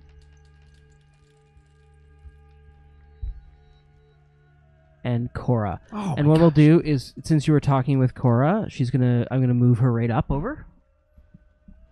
No, she's the woman in the red dress. Oh, Oh, that's an omen of grim things to come. beer everywhere. Pluto smashes up the bar without even trying. Yeah, it's just my specialty. Oh, she's right next to me. Yeah. Hi, Cora! Oh, golly. Okay. So as this all goes down, Cora, very quickly reaches into her blouse and produces a long stiletto dagger, and seeing you readying the next spell on your lips, Sebastian, she lunges forward into you. Oh, Getting a 18 to hit. Yeah, that hits. That hurts. It's very catty of her. It's going to be 7 points of piercing damage. Ow. And as she lifts the blade out of your shoulder, she pulls another one from seemingly in her garter and stabs you in the side, getting a 19 to hit Oh, that's worse. Oh, for another 7 points of damage. oh, jeez. And then she'll spend her cunning action to disengage and leap back behind the bar. So she kind of like stabs you in the side, pushes the daggers into you, twists them briefly, pushes back, and leaps back over the bar and says, "Get them!" Oh, Pluto, you're up. here we go. Sassy lady. I'm bleeding, man. I see you start getting You're just stabbed like, by this "Ow." ninja woman, I'm and bleeding hard. the table's back up again, right? Yes, it is. I throw it at the man in the leather, and I say, "Go out the back door." Okay. I'm gonna have you make a improvised attack with the table against the man. What do I get to add? Your strength. I got an 18. So you pick the table up with two hands, hurl it directly at him, and it smashes across him. Roll. Give me 2d8 for damage plus your strength modifier. Ooh. Oh, not bad. 8 damage. 8 damage. The table, the side of the table, like tilts forward and hits him in the side of the head, sending him crashing into the wall. And you hear this snap, and he just collapses on the ground dead. And then I'm going to. Is this? Am I engaged with red leather vest there? You are engaged with the red leather vest lady. Okay, I'm gonna bonus action shove her with my shield. Okay. With the shield. I'm the master of the shield. Oh, apparently I'm not. 8. You still finding your footing after hurling the table with so much force. You're not able to. She's able to basically just roll right out of the way. Okay, and again I give another yell. Out now. Okay, Sebastian. There's so much fun I can have. I move up the square. Okay. Uh-oh. Let me just see something here. Let's boom. I can hit all 3 of them. Singe those eyebrows. Alrighty. So I step up and I expel fire from my hands in all over that group sitting at that table as they're standing up. Okay. They all make dexterity saving throws. The woman that rolled out of the way of Pluto's shield rolls directly into the line of the fire and is completely engulfed by it, but the other 2 dive behind the table and make their saving throws, but roll the damage regardless. 8. The woman, the woman in the red vest, lands as a burned mass on the ground, but the other 2 are simply lightly singed, and they're both bloodied. Ooh. At this point, I turn and I'm like, I was really hoping I wouldn't set this place on fire again. Yeah, Yeah. that table is definitely aflame now. And I head towards the back door. Okay. As you push up against it, you hear a thud. No. It seems like something's got the door stuck. Uh-oh. Guys, the door's not open. Well. And that's my turn. Okay. The thugs. Or no, it's the other bandits. Okay. So. I got a lot of them. This is great. I love having no. many foes. So there's 8 of them. Oh my god. Yeah. No, there's 7 of them actually, because we have Cora. So there's the 2 of them at the bar, the man with the pumpkins and the man with the 2 swords over his head. They pull out their crossbows and they both take pot shots at Pluto. Hi. But the highest one is a 16. Solid. So my shield just takes them both. Mm-hmm.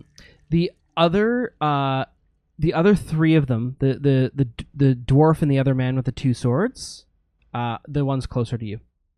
No, not that guy at all. The ones, those 2 over there. They rush at you, Pluto. And the man kind of lunges over the table with his sword, and it lands on the ground with a thud.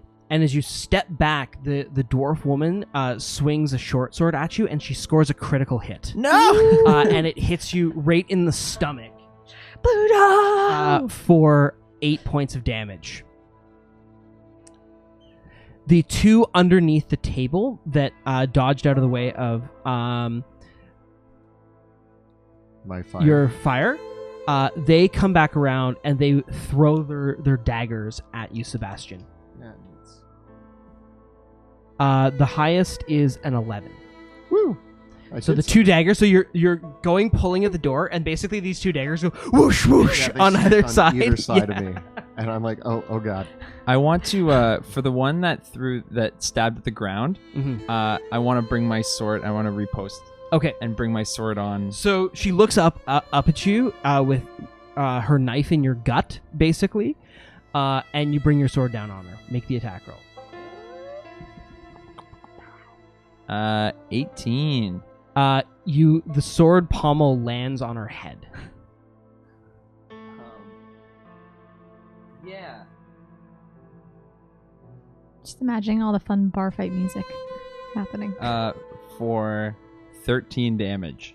So you cave in her skull, and she collapses to the ground, and the end of the blade pulls out of your side with like this like thwack noise. I like to there's think a that gout of gives the other one the opening for the crit. Like I cave her head in and then I just get stabbed. And the last one, the woman with the serving tray, she rushes forward and She's bad too. I yeah. thought she was just. No, yeah, all of them. no, she's another one of the queen's men. She rushes forward towards Veo with the serving tray, and basically winds up with this metal serving tray and goes to smash Veo in the face with it.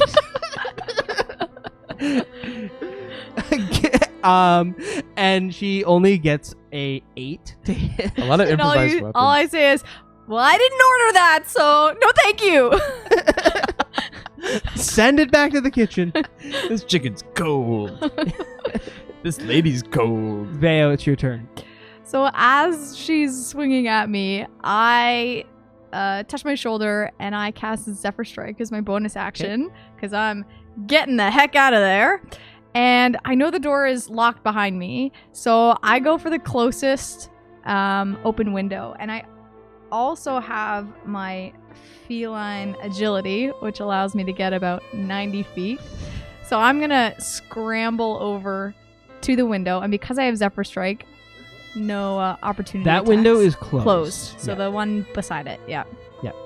So I jump through the window. Okay. And as I jump through, Mm-hmm. I turn around and I take my longbow and I aim it at what's her name? The Cora? Cora. Yeah. Yeah. Okay. As my first attack. No. Like in the air, jumping. Yeah, like as you're leaping out the window with the spin. Yeah. Cool spin move. And because of my Zephyr Strike, I get advantage on that. It's an awesome spell. Love that spell.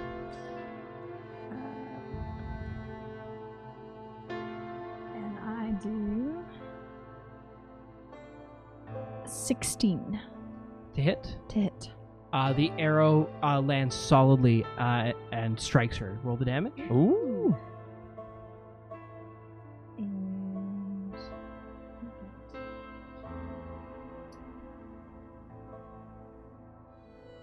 check that on my D8. Are you sharpshooting?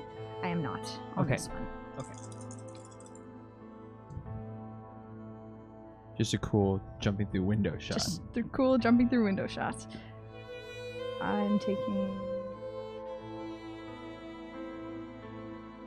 15 damage on that one. So the arrow hits her solidly in the chest, and she screams out in pain. She's bloodied.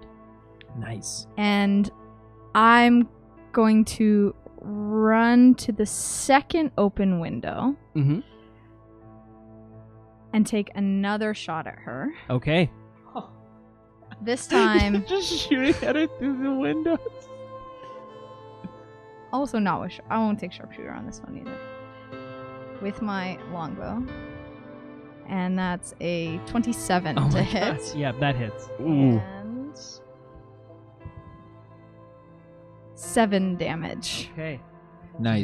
extremely wounded, but she is still alive. And I continue just past. Okay. Think- As you walk past the doors, you can see a heavy wooden bar Oh. has been pushed through the entranceway, through the door handles to Mhm. bar it from the outside. Sweet. We're like, Okay. smart. That's what I would The do. the other Yeah. thugs as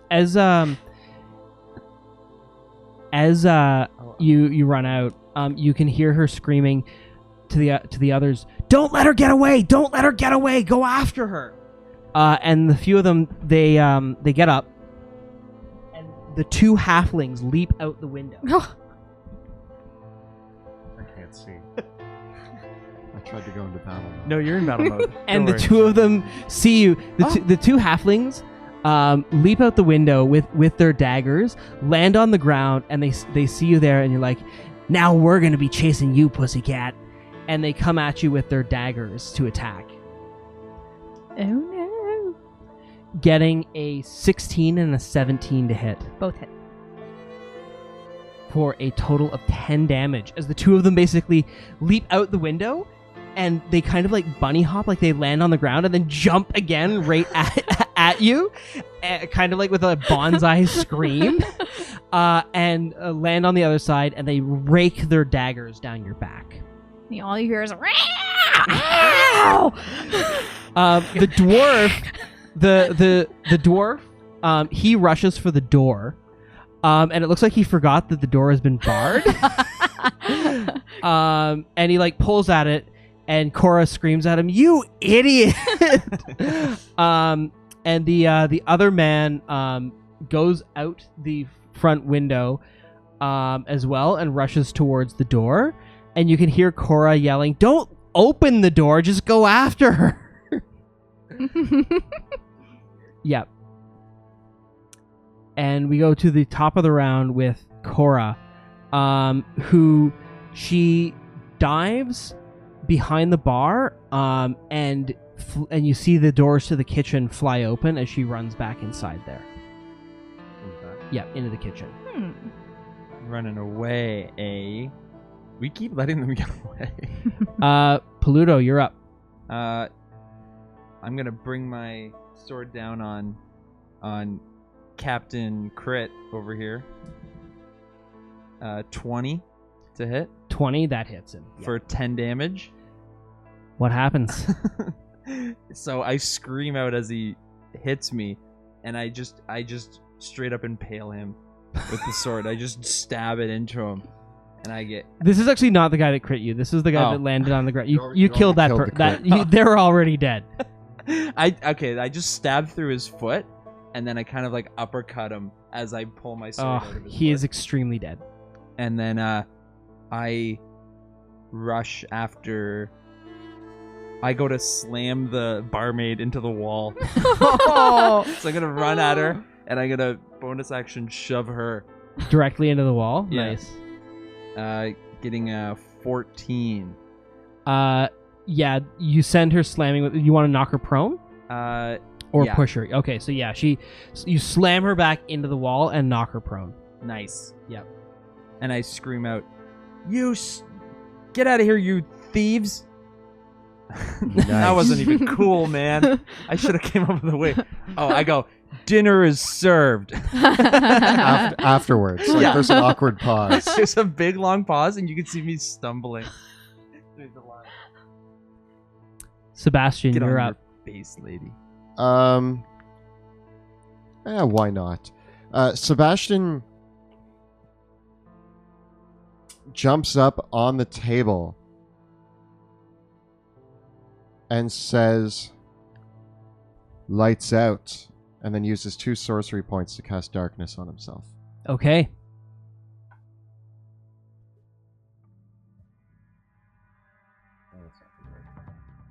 We'll just We don't remember it. need If to we know. need to refer to the template, we'll pull it out again. Okay.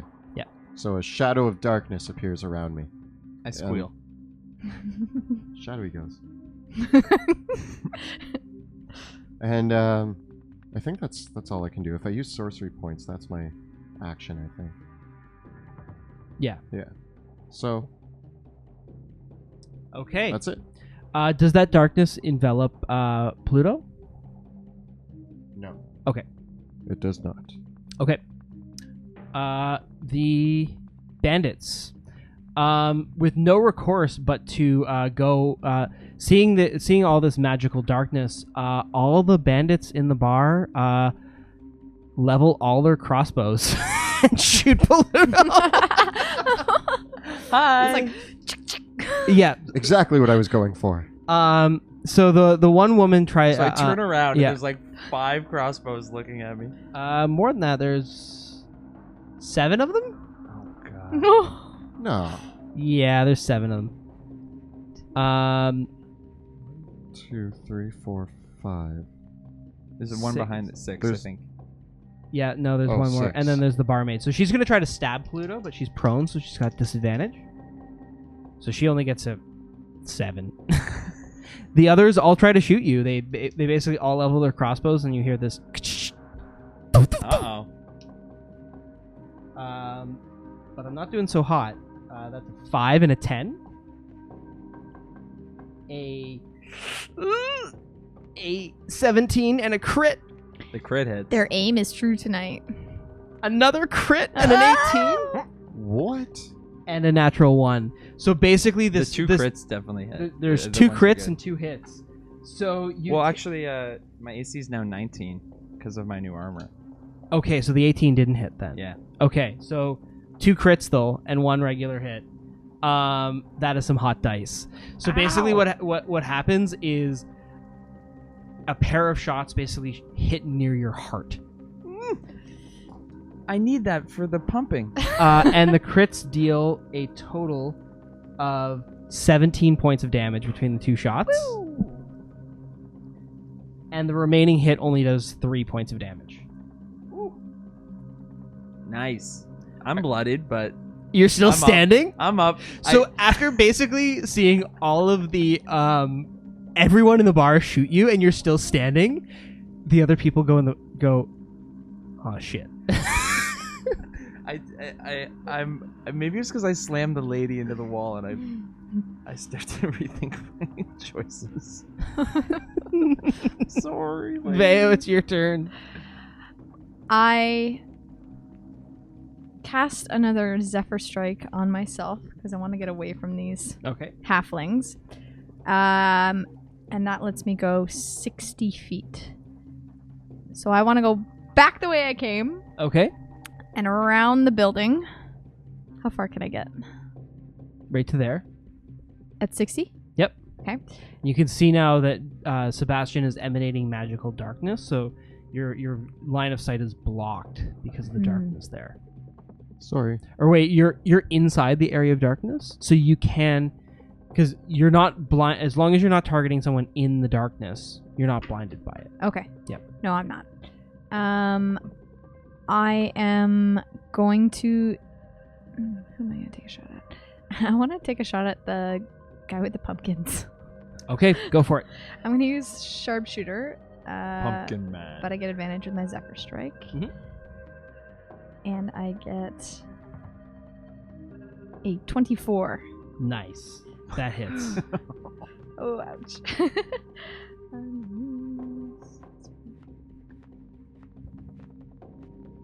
19. What happened?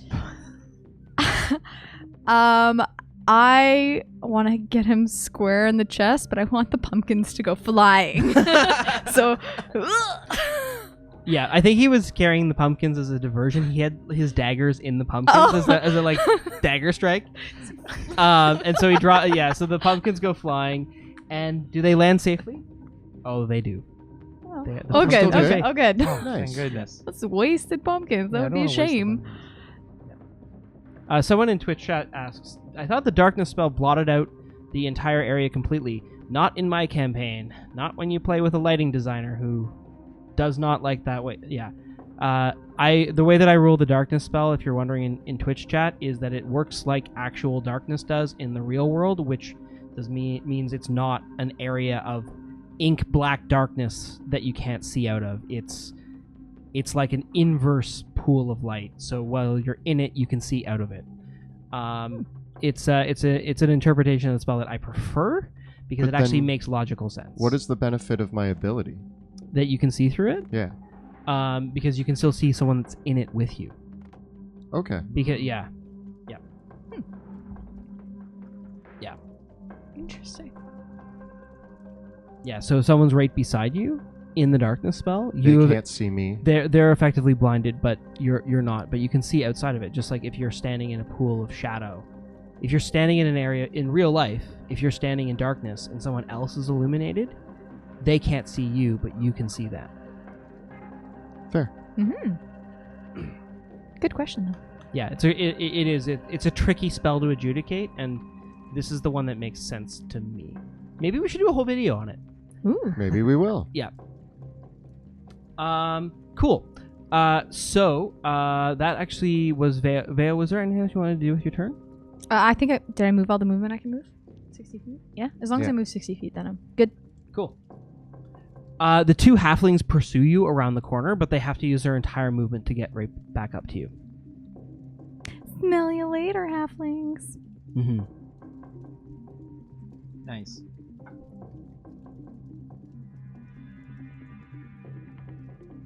Are we? We are back to the top of the round with Cora, who is hiding out in the kitchen, and you can't see what she does. What's she doing? So we're up to Pluto. I need to know. And 15, 20, 25, 30. You could dash.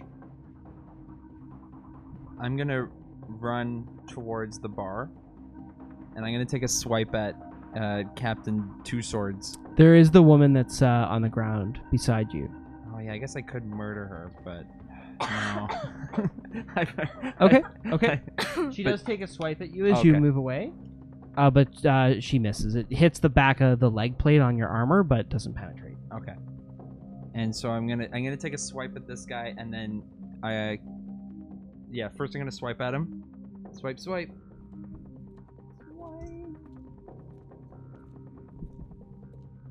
Oh no. Precision strike. I get a 16. That's enough. Yeah, that's what I needed. Nice. The blade lands solidly on him. For 13 damage.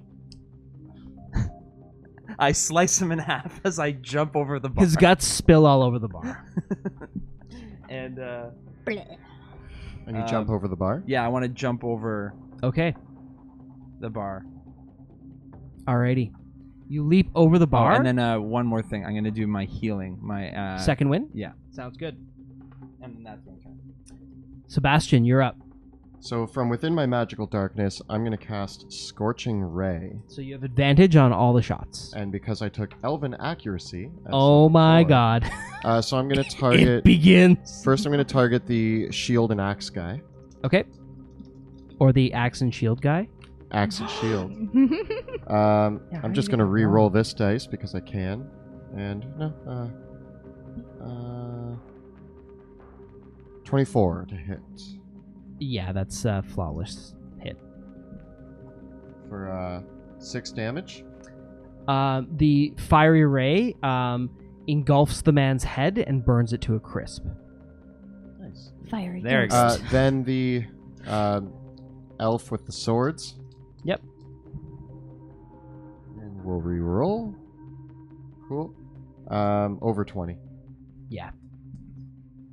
The shadowy flame strikes forth in searing rays. 7 damage. She is slain. What happens to her? I burn a hole through her chest, but it's so big that she kind of just splits in half. All of them don't really know what's happening with this area of darkness. Like, they just see the lights go out, and they take a bunch of shots towards into it to try to fell Pluto, and then all of a sudden a bunch of fiery rays come out of them, kill 2 of them, and a third one. The third one is going to go for the dwarf at the door. Yep. Gonna re-roll. Almost a crit. And over 20 again. Alrighty. 5 damage. The dwarf is slain. Wrecked.